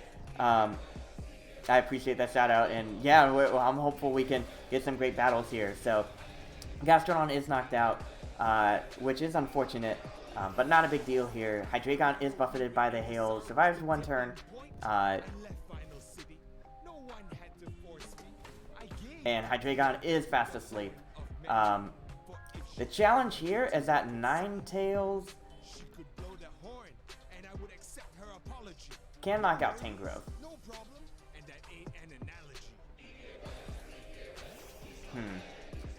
If I wake up in time, I'm definitely going to Max Darkness this Blastoise.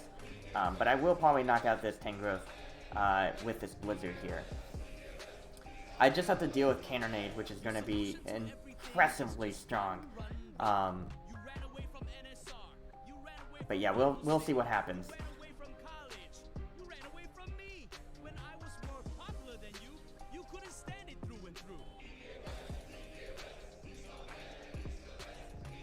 Trying to think, what else could the opponent switch into? Blastoise max guards, which is perfect. That is exactly what I want to see here. Tangrowth also protects here, which is totally fine. So even though I have to ram into these attacks without really exerting any offensive pressure, the nice thing here is that, okay, great, I might be fast asleep, but this gives me one more turn to wake up. I survive with 5 HP, which is more than I can. I'm very thankful for surviving with 5 HP. And I'm hopeful that as long as Hydreigon wakes up, it might have enough power to knock out this Blastoise. I'm going to go for this Dark Pulse because I want to be accurate here. I'm going to fire off this Blizzard. This might be enough to knock out this Blastoise with the combined attacks, especially with the lowered special defense that Blastoise has. Tangrowth is going to withdraw, utilizing that Regenerator, and we are going to see Gigalith come out.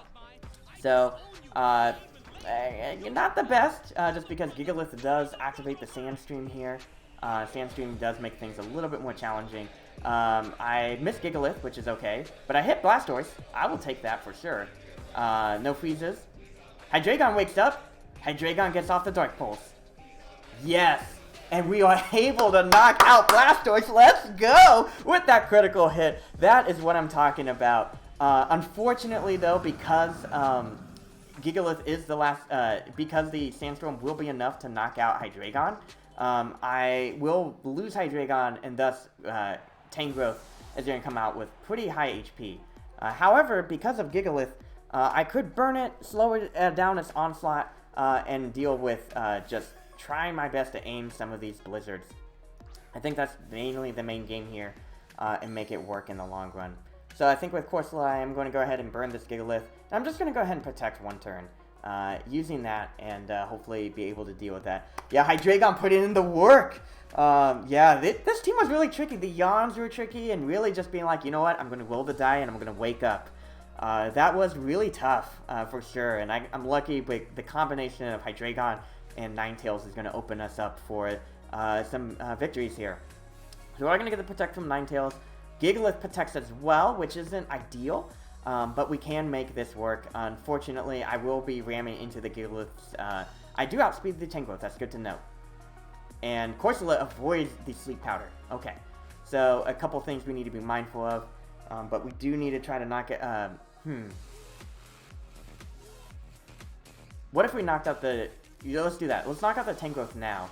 Let's use Blizzard, and let's use Nightshade. And that might be enough to knock out Tangrowth. And then Gigalith v Corsola. Corsola can use Strength Sap, Corsola can use Will-O-Wisp, and I think that can help deal with Gigalith in the long run. So, I am hopeful that this can work out here. Tangrowth is going to protect itself. Unfortunate. Oi, I am just ramming into everything I don't want to see. We are going to get the Protect here. We do get the actual Blizzard damage, which is kind of nice. Oi, but I'm going to have to deal with a pretty strong Rock Slide, am I? Yeah, here comes the Rock Slide. Does Ninetales survive? No, unfortunately not, and that's going to hurt. That was unfortunate.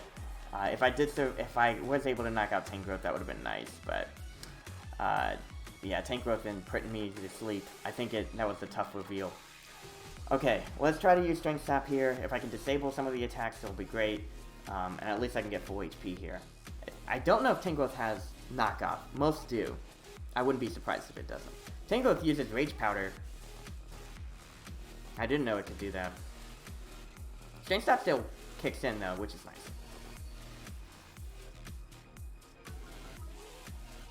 And I get all my HP back. That's awesome. So I can win this. I can definitely win this. It's just going to take a lot more. And I outspeed both, which is interesting. So,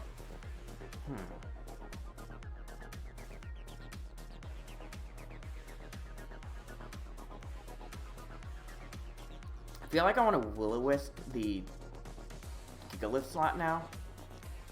And slowly get those damn... Of course, it's going to protect. Wow, this opponent is not letting me attack at all.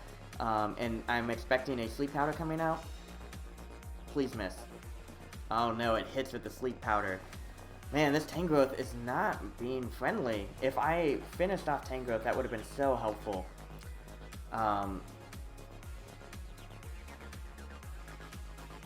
let's try to use Nightshade here and hopefully wake up in time. I feel like if I disable Gigalith once, that's going to be so helpful. So, unfortunately, I'm going to sleep. Please no knockoff. We see the Power Whip. So, Power Whip doesn't do too much, thanks to the... okay, I will take that comfortably. I am very happy. That was my turn.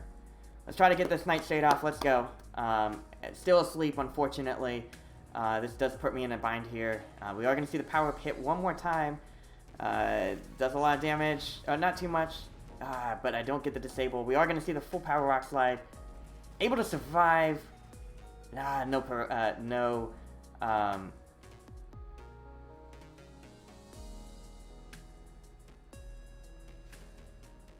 No Curse Body there. I think I want to go ahead and Rage Powder, Strength Sap the Tangrowth. Perfect. It does go for the Rage Powder. Trying to predict that I would go Wake Up and use the Strength Sap here. I do Wake Up. I'm able to get off the Strength Sap. Let's go. That's what I'm looking for. I do need that healing. I need the healing. I need a heal. Let's do this. Okay. Okay. That's enough to survive a Rock Slide. That should be plenty. No crits. I survive it comfortably. Curse Body. Let's go. We are still in this. Corsola. Corsola for the win. That's what I'm talking about. That's my girl. Let's get this Nightshade off. Let's do this. Let's do this. Gigalith protects. Totally fine in this case. I do not mind one bit. And we do get off this Nightshade here. We are going to try to get as much damage as possible. Not enough to knock out, though. And unfortunately, Tangrowth puts us to sleep again. You gotta be kidding me. Oh, man. This is going to be one heck of a battle. But because Gigalith did protect, it can't protect again. Tangrowth most likely only has Power Whip to attack. It would have done knockoff if it had more. I'm still asleep. Tangrowth goes for the Power Whip, misses. Oh, hits its own Gigalith to activate its own weakness policy. Wow, the big brain play is happening. And Gigalith uses Earthquake. That will be enough to knock out Tangrowth. I survive!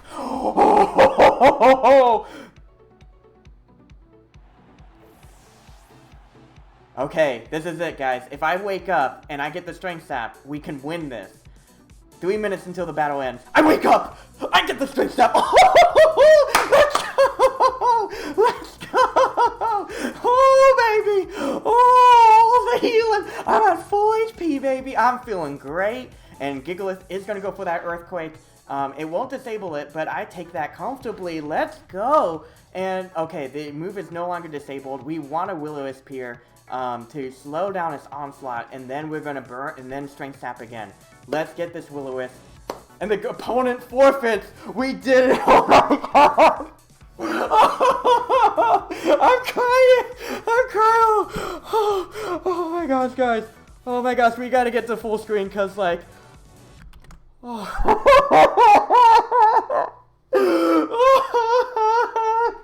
You don't know how scary that battle was. It could have had. And oh my gosh. Oh my gosh. My heart is hurting. I'm so. Oh, my heart. Oh, just get the hype in the chat. Oh my gosh. Oh my goodness. Wow. Oh my goodness. It really did boil down to like. Wow. Do that Strength Sap. And the fact that it knocked out its own Tangrowth. Oh my gosh. Everything just like at the end game played to our advantage. And we could have burned it. And then Strength Sapped and survived. Corsola. Corsola. Corsola. Let's get some hype for Corsola in the chat. I can't believe it. And I feel so bad.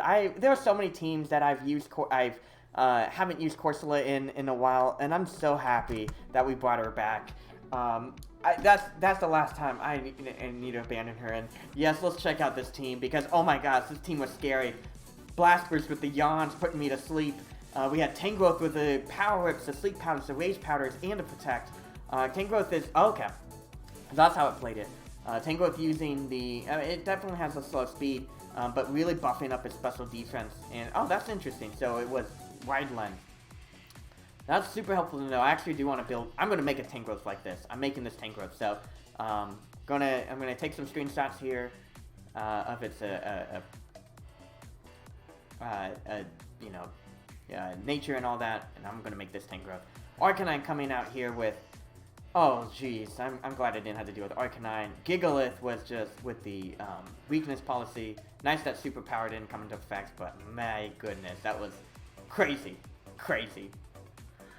That end game change of like, I'm gonna hit my own Gigalith was just mind-boggling. That just was like, that just blew everything, yeah. And Nightshade Bulldoze, yeah, to really support the Gigalith. And then Corviknight, interesting to see Corviknight. Yeah, Iron Head, Great Bird, Bulk Up, Roost. Bulk Up's interesting, it's a good move. I actually should use Bulk Up instead of Iron Defense, to be honest.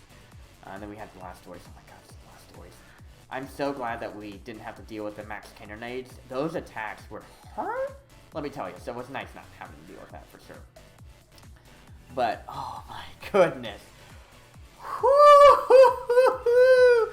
That was a battle. That opponent was so tricky.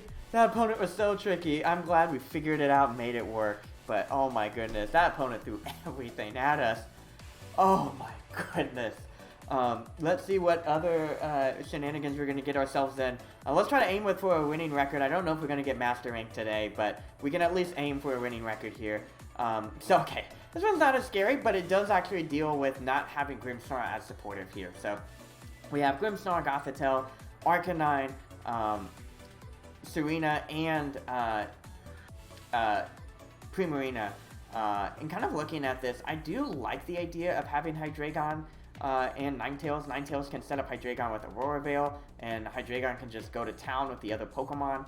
I really do like Corsola, actually. Gastrodon can work. I think it's just dealing with Serena. Once I can get rid of Serena, then the rest of the pieces of the puzzle fall together. So maybe what I could do is lead off with Gastrodon Ninetales, and then switch out Gastrodon for... Yeah, because I don't know if I want to just fire off Hydreigon immediately. You know? So I think like what I want to do is have Gastrodon Ninetales, and then depending on what the opponent leads off with, using that to my advantage to hit the other Pokemon, right? And so then having Hydreigon in the back. Because if I knock out Serena early, then we're good. You know, that's what I'm trying to aim for. Knock out the early Serena, and then the rest kind of fall into place. It doesn't seem like the opponent has any White Guard shenanigans, which is nice. Alrighty, so we are actually going to see Corviknight and Primarina versus Gastrodon and Ninetales. So, I don't mind this-ish. I think the main thing here is that I do want to protect Gastrodon because I don't want to deal with a max overgrowth immediately, and I think I'm going to give myself a little bit of defensive buffer with Aurora Veil. Corviknight is probably going to just charge into my Ninetales, which is totally fine. But I think if I can set up more defensive maneuvers, that'll be helpful. I get off the Aurora Veil, which is very helpful here. And am I going to be running into an Energy Ball? We are going to get the Iron Head, as expected. I will go down to my Focus Sash. I am totally fine with that. And it probably is expecting Energy Ball into that slot. Cool. Awesome. That's good to see. Corviknight is going to be taking damage to the Hail, so will Gastrodon and Primarina, and the opponent will see that I have leftovers. Okay. So I'm glad that I was like, hey, I just want to see if you had Energy Ball. I fought enough Primarinas. I know they have Energy Ball. Let's be real. Cool. Let's go ahead and send in Corsola. And I think I'm going to go ahead and fire off a Blizzard. Let's just see how much damage it does. It's totally fine. It's not very effective on the Primarina. Gastrodon is going to come back here. And we are going to have Corsola come in. So I would imagine we might either see an Energy Ball or we might see another attack. We are going to get this Blizzard off. Does a decent amount to Corviknight. No freezes. That's okay. We are going to get that Iron Head. Enough to knock out Ninetales, no biggie here. And then we are going to get the Energy Ball, but do I disable the Energy Ball? Because that would be helpful. I take that like a champ. You have Life Orb. I don't disable the Energy Ball. Okay.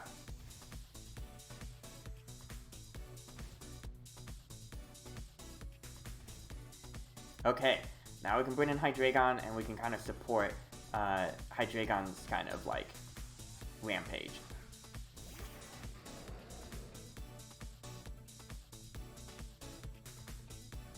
I'm trying to think what I want to do. Kind of want to Nightshade the Corviknight.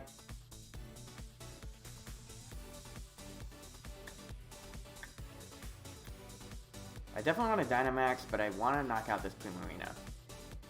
These moves aren't going to be enough. I think what I'm going to do, yeah. So I'm going to go ahead and Nightshade the Corviknight. I'm going to Nightshade the Corviknight. Primarina can max Starfall, actually. So I feel like I want to Nightshade the Primarina, and then I'm going to max Quake here. Corviknight might decide to Roost, which wouldn't be great. But really, I wouldn't be surprised if we're going to see a max Starfall here. Even with Aurora Veil, it might not be enough to survive, which is what I'm most worried about. If I did disable the Energy Ball, that would have been a whole different game, because then I could switch in Gastrodon and just kind of work until the Energy Ball was disabled. So we are going to see the Dynamax as expected. Most likely Primarina is going to try to knock me out.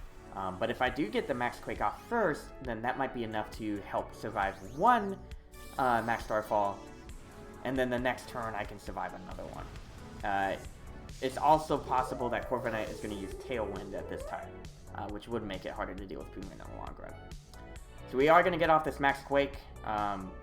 This is supposed to help deal with getting a special defense buff. Got the special defense buff. Awesome to see that. +1 special defense, plus Aurora Veil. Hopefully that will be enough to survive the Max Starfall. But, okay, Corviknight goes for Roost. I'm okay with that. I think that's better than yeah, that's fine. Okay, let's see if we survive this. Oh, we barely survived, guys. Oh my gosh, that is great. And we activate the weakness policy, so we're going to be hitting like a truck here. Primarina does lose its HP, and I do get off a Nightshade. So, I think the question is, what do I value? Do I think that Primarina is going to protect here?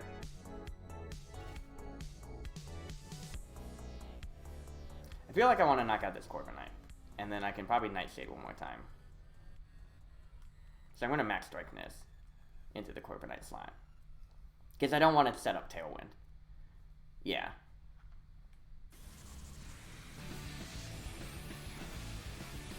And Primarina might actually have targeted the Corsola slot, so that'll be helpful in the long run.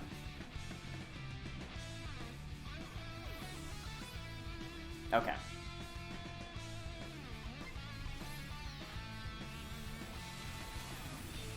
I will lose Hydreigon here. I don't know how confident I feel about this, because I took a lot of turns to get to this point. Primarina is pretty low, so maybe this Nightshade might be enough. Okay, the Hail might be enough. Not enough. I can't believe that. That's ridiculous. Alrighty.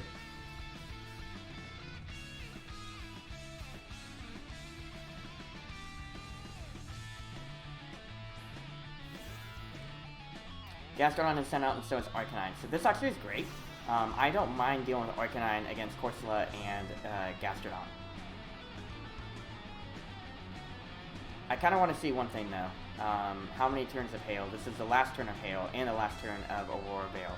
So I think in this case I am going to go ahead and use Strength Sap on the Arcanine slot, and I am just going to go ahead and Protect here, because I don't want to lose Gastrodon. I think through the Protect and Aurora Veil, I should be able to survive one Overgrowth. Oh no, it uses Psychic Fangs to break the Aurora Veil.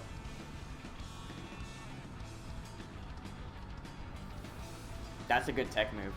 I took a lot of damage through that. But yeah, I didn't want Primarina to knock me out here.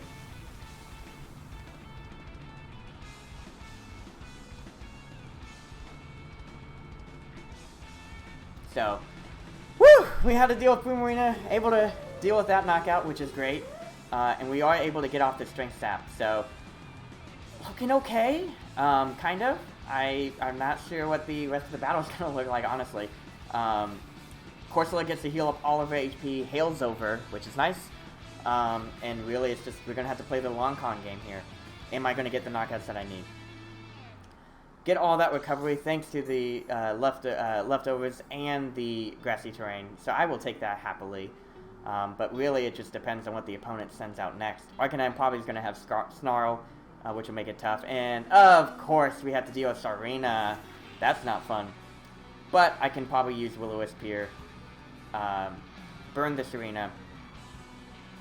Expecting that Tsareena will know that I'm already protected, I'm going to go ahead and use the max. I'm going to go ahead and use Earth Power here on this Arcanine. So Arcanine hits with this Heat Wave. Totally fine. Corsola's burnt. That's not great. We are going to see the Power Whip. It's going to go into the Gastrodon slot as expected. Totally fine here. I figured as much. And we get the Will-O-Wisp off. So Tsareena's attacks aren't going to be as powerful here.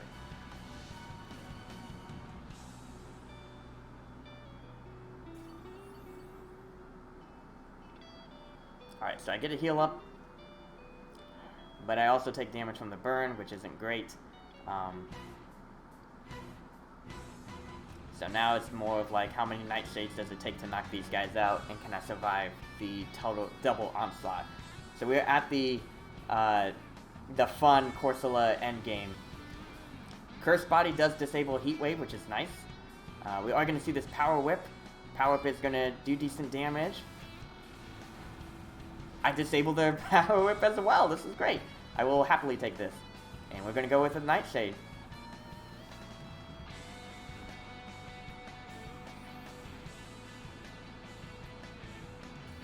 Grassy Train does heal up everyone's HP, but the burn is going to be harsh as well. Unfortunately, I can't burn Arcanine. That would also be helpful here. But thank you for Curse Body. I'm going to go ahead and use Strength Sap again. Arcanine will probably use something like Snarl. The Snarl doesn't really make much of a difference. It does decent damage for sure. Oh, you know what? Tsareena can still probably attack pretty strong. Yeah, Triple Axle is going to hurt. And here comes the third kick. I survived that, luckily. And I'm able to get off this Strength Sap, lowering Tsarena's attack. And here's what I got. So Corviknight, Hydreigon, Hitmonchan, Alolan Raichu, Minior. Ooh, that would be fun. For the Paraflinch. Ooh, I like this so far. I'm trying to think. What would be a good Pokemon to use as well? I think what you want to do is set up... I would say this.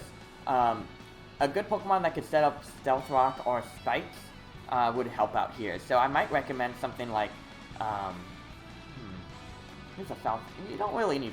Lycanroc could work. Lycanroc is a pretty fast Pokemon, and that could help kind of set up Stealth Rock to help deal with it in the long run.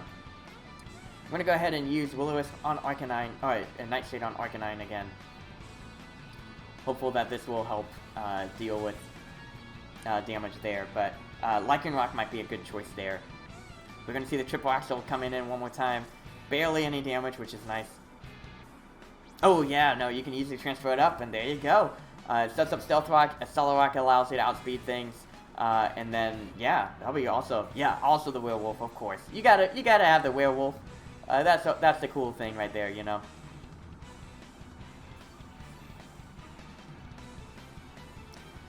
So, whew, this is a tough one for sure. Grassy Terrain's over. So Burn is going to do more damage. Opponent's still not disabled, so that and not undisabled. So that's super helpful. And I think I just need to make sure that Tsareena, I can absorb Tsarena's attack. If I can get another Strength Sap from Tsareena, that's going to be helpful. Arcanine is going to use Snarl one more time. Yeah, the damage output is going to be a little bit strong here. Tsareena goes for Triple Axle. Am I in yellow? I'm not in yellow. Okay. I get off the Nightshade. Please no berry on Arcanine. No berries so far. That puts me in yellow. Ugh. Arcanine's not disabled, and Tsarena's not disabled. Not looking great here. I'm gonna go use that strength sap, but their strongest attacks are coming at me. Arcanine goes for that heat wave. Decent amount. The Power Whip connects. I survive with 30 HP and I disable it, which is awesome to see here. And I'm gonna get that strength sap and get all of my HP back. Let us go. So we are doing great here. Serena is going to be taking... Oh, my goodness. That is so helpful. That is so helpful. And I get a lot of my HP back with that. Okay. With Power Up disabled, I feel confident going for the Nightshade on the Arcanine. I think knocking out Arcanine is going to be helpful in the long run. And then it's really just Nightshade and, you know, Strength Sap. And making it where Serena doesn't do anything. We are going to see this triple axle. Not going to do too much. It only hits me once, which is nice. And I get the Nightshade off. Please no berry, please no berry. No berry, no berry. Oh my gosh. We just need to get one more knockout on this Arcanine. Serena still has her attack. Nightshade, Nightshade, let's go.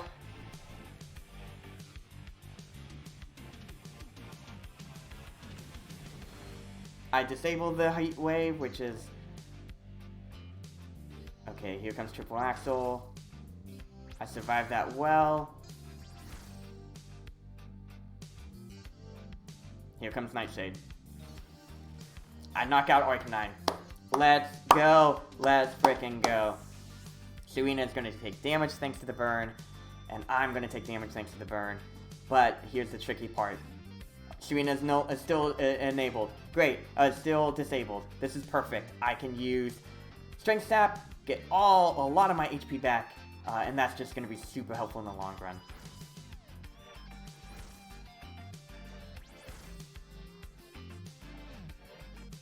Serena going for that triple axle, but it's not doing that much damage. Let's go.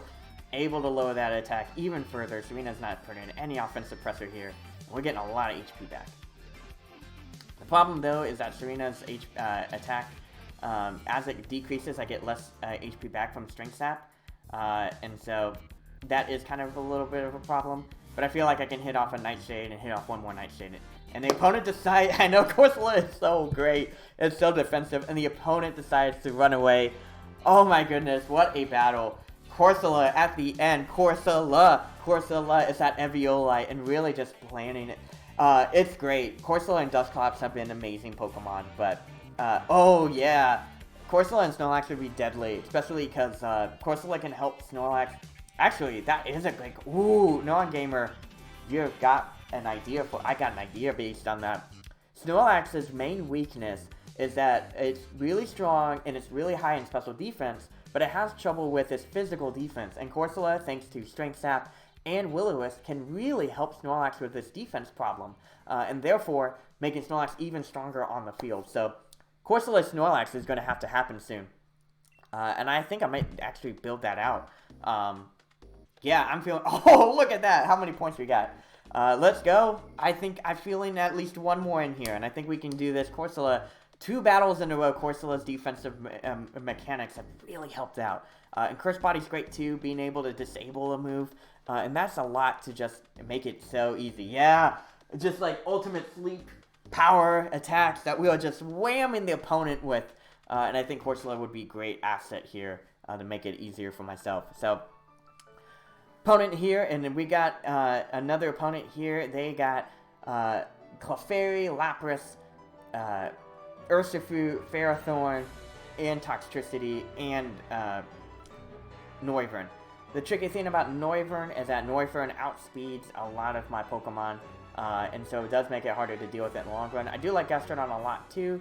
I think the problem with Gastrodon though is that Ferrothorn exists, and Lapras does have Freeze Dry. Primarina also helps deal with that too. And I kind of like Primarina as well, but Primarina also has the same problem. I do like the idea if I can get rid of Lapras' water attacks. What does Primarina... Primarina has max overgrowth, which could help. I kind of like... I know Ferrothorn's going to come out. So if I can deal with Ferrothorn, then I think we're in a good spot. I can also use Grimmsnarl. Oh, Grimmsnarl. Grimmsnarl could paralyze Noivern.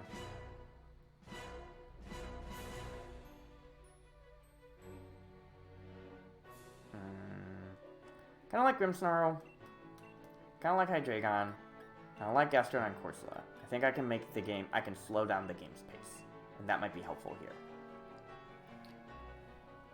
Yeah, so you could. And so how you do that is if you teach Snorlax to move Sleep Talk, while it sleeps, it can pick another move to use in that. I actually did this strategy with Mega Aggron back in 2014. Basically, Aggron would take all these hits, then use Sleep Talk to recover all its HP, and then keep on going. So we are going to see Clefairy and Lapras versus Hydreigon and Grimmsnarl. Trying to look into this. I kind of like to trick the Lapras, and I don't feel as confident with having Hydreigon here.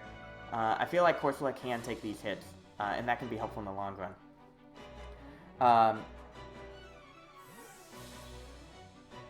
Yeah, so I might, I think the one thing I might encourage you is to actually use, so Dark Pulse already flinches.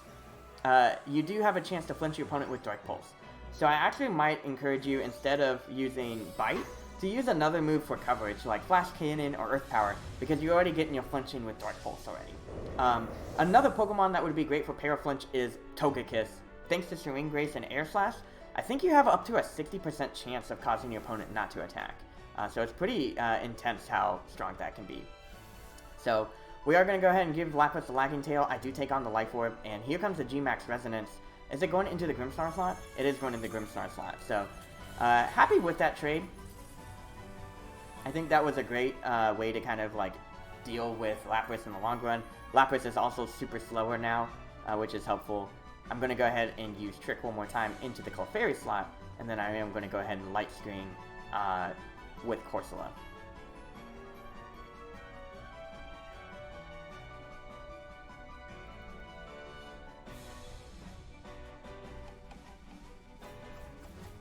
And this will make it easier to deal with Clefairy in the long run. Clefairy actually attacks here. I think Clefairy is going to go for something like Moonblast. Use a Scene, actually. I likely avoid that attack, which is nice. And we are going to see the Max Geyser come out into the Grimmsnarl slot. Okay.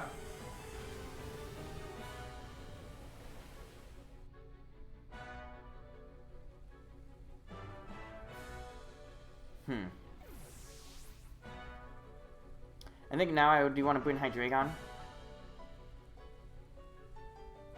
Yeah, it's gonna be good. Yes, sir. Yes, sir.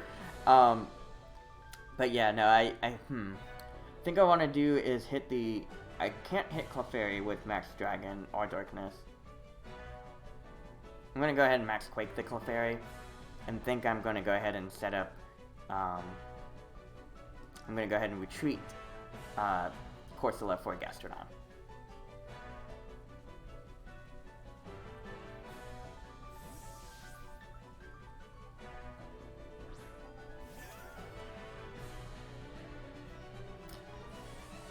I don't know if this is the best... I mean, losing Grimmsnarl was tough for sure, but I feel like because I've... well, it sucks that I had to deal with G-Max Resonance. And I think just if I was able to break through that, that would have been a lot better. But I think that... Yeah, Flash Cannon would actually have been nice. I am going to get off this Max Quake on the Clefairy slot, so that will be helpful dealing with Clefairy in the long run. Wow, Clefairy is actually really bulky under Resonance, which is incredible.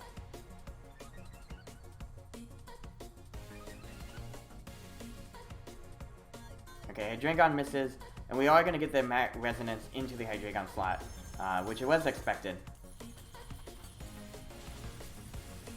But because of that, with Light Screen, I get to activate my own weakness policy, and that's going to be helpful in just really putting a lot of damage on this Clefairy. I think once I knock out Clefairy, it's going to be a lot easier. So I am going to try one more Max Quake into the Clefairy slot, and an Earth Power, actually a Scald, into the Clefairy slot.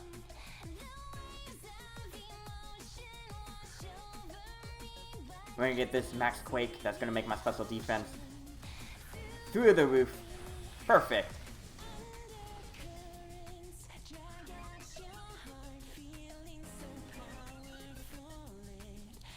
Gastrodon actually outspeeds and goes for Scald, which is nice.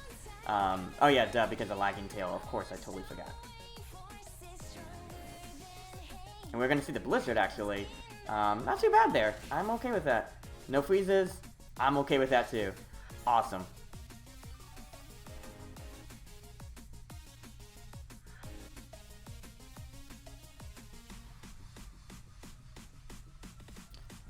The opponent sends out Ferrothorn. Okay.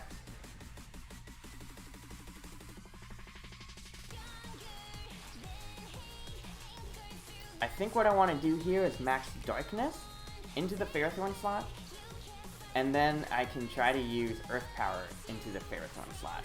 I think the double up here actually might prove beneficial. Lapras protects. Perfect. I'm okay with that. I'm glad I called that out. We are going to get this Max Darkness into the Ferrothorn slot. Okay, it's not enough to knock out, unfortunately. But it does decent damage, and Lapras' special defense does fall. So does Ferrothorn. And we are going to get this Earth Power thanks to that special defense drop. This might be enough. No, it's not enough, unfortunately. And we are going to see a Power Whip. And that probably is going to be enough to knock out Gastrodon. Ugh, unfortunate there. But, oh, and a critical hit just to make sure that all intents and purposes, yeah. But the Aurora Veil does wear off on the opponent's side, which is awesome to see. And now it's just Corsola versus the world here. Oh, versus Ferrothorn and Lapras. Now, I could go with Draco Meteor into the Lapras slot, and I could probably Will-O-Wisp the Ferrothorn. I can't believe I missed. Why do I miss when I need to hit? That's actually going to be really problematic. I get the burn, which is nice, but... Oi. We get an Iron Head into the Hydreigon. Please no Blizzards. Please don't. Why do you hit your Blizzards, but I miss my Draco Meteor? Oh, I'm lucky I survived. Oh, you gotta be kidding me! Aw, man, you gotta be kidding. That was the last thing I would want to see. Okay, Light Screen is over, but I kind of need that to help deal with Lapras in the long run.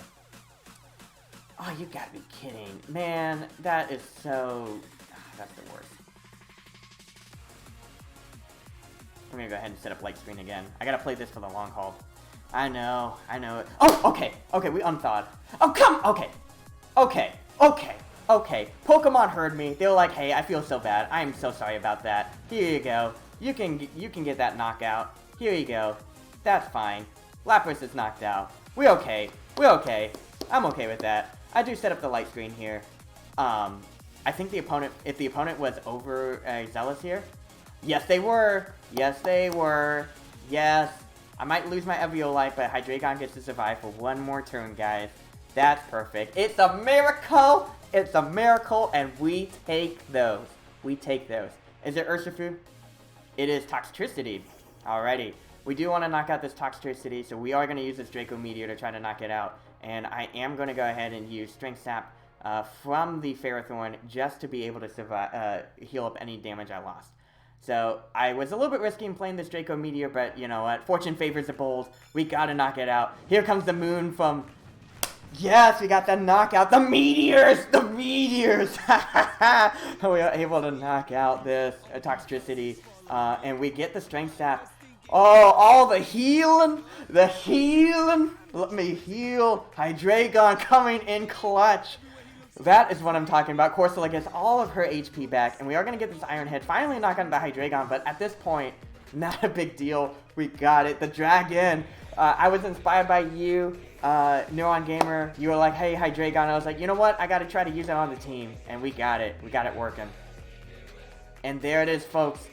All we got to do is hit this Nightshade button. And once again, Corsola leads the charge. The battle was canceled. And we got that win.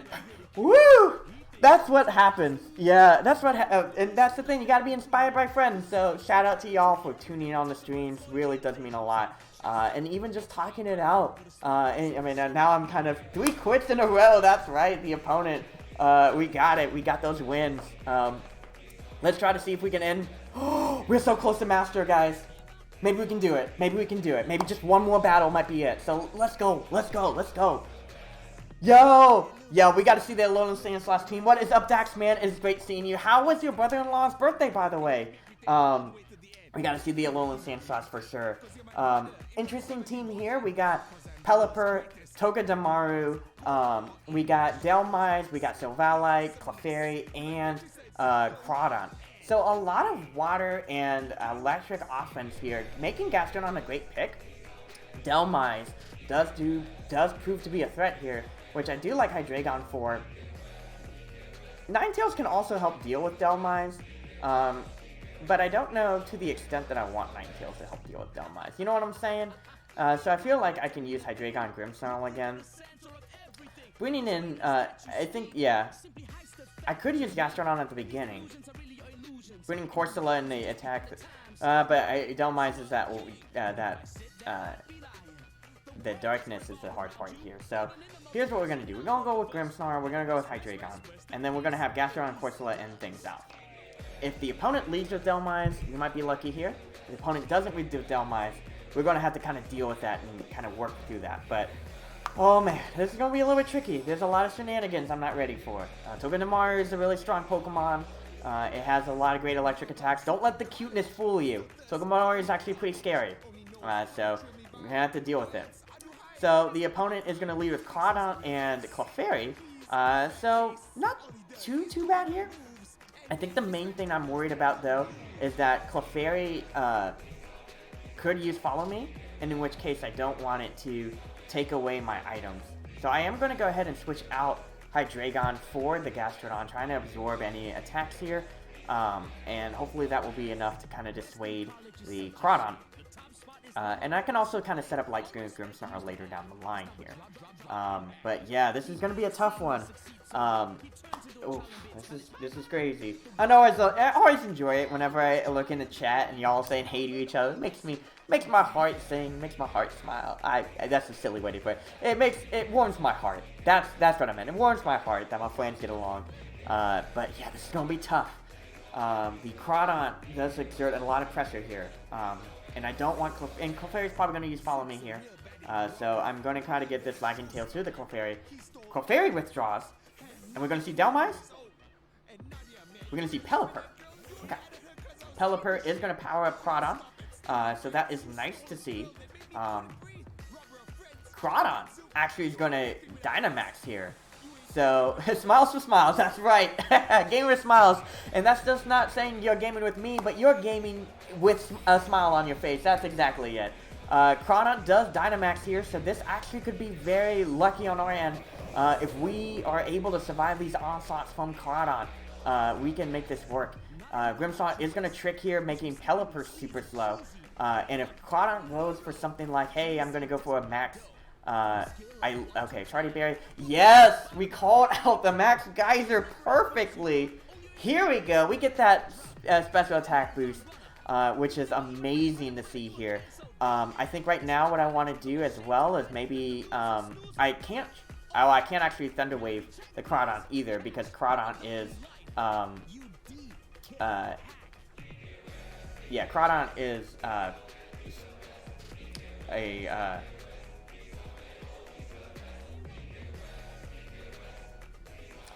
Crawdon is a Dark-type Pokemon, so you can't actually use Prankster. I'm glad I remember that mechanic here. I'm going to Protect. I don't know what my opponent's trying to play at. I'm going to slurp up that special attack for sure. We are going to see the Max Darkness. Is it going to go into the... Yep, it went into the Gastrodon slot. So I am glad I decided, you know what, I'm going to take it a little bit easy. I'm not going... Ooh, a critical hit on top of that too. I don't want my opponent to get a little bit too comfortable using these Max Geysers. So I will take that comfortably. I am going to use the Spirit Break on the Pelipper, trying to lower its special attack, making it easier to deal with Pelipper in the long run too. Pelipper is going to lose his special attack, but we are going to see Tailwind come up, speeding up Crawdon a little bit here. So, overall, great turn. I think the Chardy Berry is going to be an interesting tech. I won't be able to trick or mess with Crawdon that way, and I don't want to activate a weakness policy just yet. So I'm going to use one more Spirit Break, and I am going to go ahead and switch into Hydreigon. Leftover is getting that recovery, absolutely. So that is going to be helpful. Pelipper is actually going to switch out here, which is totally fine. The opponent is going to be sending out their own Togedemaru. Okay. I'm going to switch out my Gastrodon too. I don't feel confident right now bringing in, having Gastrodon stay in, because I don't want the Max Darkness. Max Darkness does come out. Hydreigon's going to take that like a champ. Totally fine in this case. Ooh, actually it took a lot of damage there. So that wasn't great. Grimmsnarl is going to lower its special defense here. And we are going to get a Spirit Break off.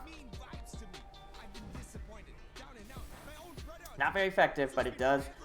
Yeah, low special defense on Hydreigon and that lower defense. But that resistance did help. I didn't feel comfortable sending Corsola.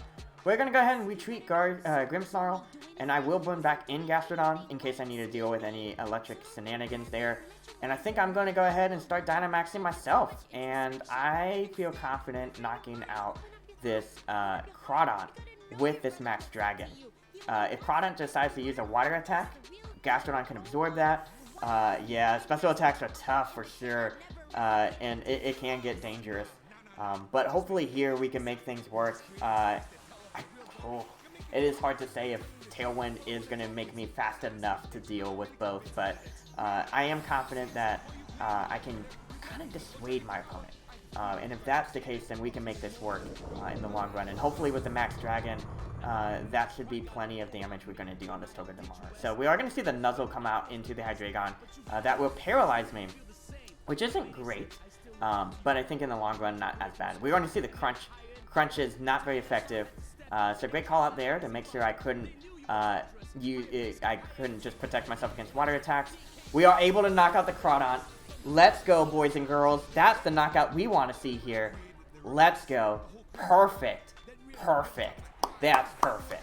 Gastrodon is going to recover thanks to those leftovers, and now the opponent is in a tough bind. That Crawdaunt was a huge threat, and being able to kind of mitigate that damage was huge here. And so we're in a great spot. The opponent is going to be sending out their Pelipper once again, but Pelipper is not going to be as helpful here. It has that lagging tail.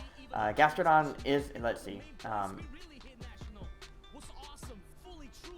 I did hit the Togedemaru actually, so that does show that Togedemaru. And I think I'm going to Max Darkness into the Pelipper slot here. Togedemaru is going to switch out. In this case, I'm not as worried. Clefairy is going to be losing its special defense here, and I can deal with that later. I actually outspeed both, well, obviously thanks to the lagging tail.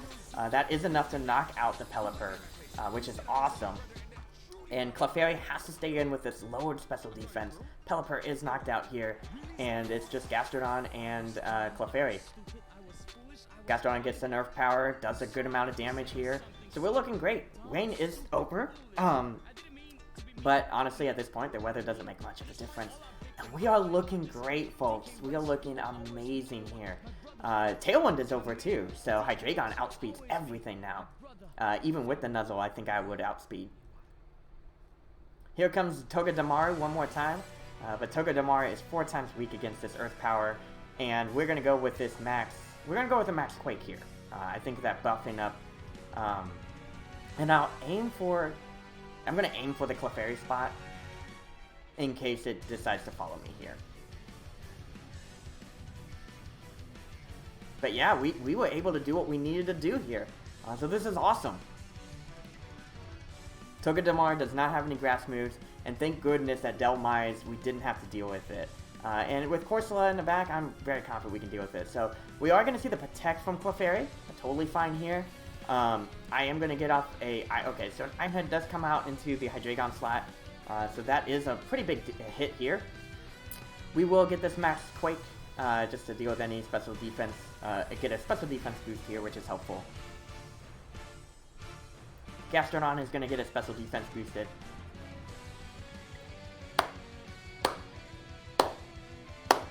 We didn't just get a quit. We got the Rage Quit, guys. I love this. This is awesome. Can we get some hype in the chat for the Rage Quit? We are sharing that on Twitter. Oh my goodness. That is great. And, I mean, honestly, though, I'm sorry that you thought... Okay, I want to see this knockout. I want to see the knockout. Yeah, we knock out Togedemaru, and it's Clefairy versus the World. But, yeah. Oh, my gosh. Let's get some hype in the chat for the Rage Quit. That was awesome. But, yeah. Honestly, it was really just calling out Chronon, and that switch-in at the beginning, that Max Geyser switch-in was so clutch. It was awesome to see that, and really slowing down Pelipper, too. Alright. It will take some time. We're going to go ahead and quit battling for now, because I have a feeling this got us to Master Rank.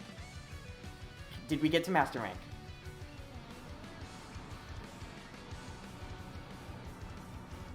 Drumroll, please.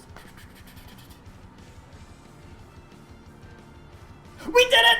Oh my gosh! I didn't think we could do it! We got to Master Rank! And you know what's really funny about this?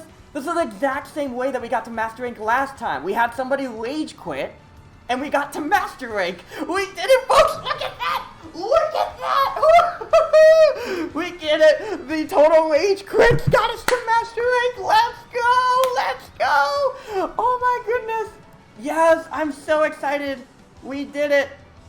Shout out to Hydreigon, and I'm so happy we brought Corsola back. And it really just goes to show that you just gotta play with what you're comfortable with, you know? Sometimes it's really hard to try out new teams and things like that, and rage crits, you know? But I think that's the main thing. It's really about playing what you're comfortable with, and making it work for you. And that was the thing, like, Hydreigon was a monster. And it's been so long since I used Grimmsnarl. And I don't know why I haven't used him this season. I'm so happy I brought him back. I'm so happy I brought Grimmsnarl back. And we got Ninetales helping with the defenses. We got Gastrodon, we got Corsola, and we got Primarina. And I think that was the problem. I was being overtly offensive where I could have been more defensive, which is my natural playstyle. And it worked. You know, that's the lesson here. Be yourself. That's how you be your own Pokemon master. Being your own Pokemon master is being yourself and figuring out what works for you. And so this was awesome to see it work. I am beyond thrilled. We got to Master Rank, folks. And this team is amazing. I'm so happy for them. And Grimmsnarl, the best friend, he was my best friend. He really did help out. Oh my goodness, and I'm so excited. It is a little bit late on my end, so I probably need to call the stream for now. But before I do, guys, thank you so much again for tuning in. We had such a blast. Shout out to Shiny Sobble, Neuron Gamer, Kitten Fangs, and Daxman45. All great folks. Daxman and Neuron Gamer are active streamers, and I actually host them a lot whenever they go live, so I highly recommend checking them out. Grimmsnarl Army, let's go! Yes, sir! You know, I actually have like a whole box of Gigantamax Grimmsnarls, and we need to actually have a Grimmsnarl giveaway. What do you guys say about that? We gotta get a Grimmsnarl giveaway. I actually have shiny Grimmsnarls that I'm not gonna use. And I'm actually planning on giving away. So, if you guys want a Grimmsnarl, let me know. I'm more than happy. But anyways, thank you guys so much for tuning in. It means so much. And, yeah, I hope you guys have a wonderful evening. And I will see you guys next time. We got to Master Rank. I'm so excited. I honestly didn't think we would have done Master Rank today. But we did it. Shout out to Royal Blue. If you guys are in Austin, I think Neuron Gamer remember and Kitten Fangs remember this grocery store. One of my absolute favorite places. Anyways, it's not sponsored by them by any means, but I'm always supporting local. Grimmsnarl giveaway for DLC launch for the hype. Yes, okay, we can do that. Let's do that. So I got the Alolan. Okay, so before I log off, I have the Alolan Sandshrews all trained up in Sun and Moon. I have 18 of them. 18 perfect Alolan Sandshrews with Slush Rush. And I think what I'm going to do during the Crown Tundra is give those away. And those shiny Grimmsnarls. I got 2 of them. And I'm more than happy to give them away. I got no reason. I got a lot of shinies. Actually, you know what? Y'all need to see this. This is ridiculous. So, basically, I need to clear out boxes. And I was thinking about my shiny collection. And really, I don't really find as much value in the shinies that I just got from random max raids. And so with that, I'm thinking about giving away all, like, a lot of these shinies, like Salty and Sylveon. Here's the Grimmsnarl, here's another Grimmsnarl. I got a G-Max Charizard, I got a G-Max Copperajah, I got 2 G-Max Toxtricities, I got a Hawlucha, Skwovet, Ninetales, Meowth, you name it. I got all these shinies, and I got this Gigantamax Venusaur. I don't need them. I'm gonna do a giveaway with these. So, I think the goal here is if I get 100 followers, all these shinies, besides the ones that I caught naturally. So like the male I bred myself, so I'm going to keep the male. And the Bulbasaur I bred myself too. So the ones that are the fun event ones I'm going to keep. But all the rest, so that's 1, 2, 3, that's, okay, so that's 18, 19, 20, 21, 23 shinies. 23 shinies to give away. It's a lot of shinies, I know. So if you guys want to get rid of some, if you want to get some shinies, once we get 100 in the, yeah, alright, if we get to affiliate, for sure, definitely the 23 shinies are going away. Y'all, I want you guys to enjoy them. They're so much fun. But the Sandshrews for sure, doing the Crown Tundra, and I'm game to give away the Grimstars early too. But anyways, I've been yammering on too long, guys. Thank you so much for tuning in. This was awesome. I am so beyond thrilled. You have no idea. Thanks again, guys. And I will see you guys next time here on Gamer Smiles. Your support means the world. And, yeah, actually, I do have one more thing to help you out with, that I need your guys' help with. Can you just make sure you have a wonderful rest of your day? Anyways, thanks again, guys, for tuning in, and I'll see you next time.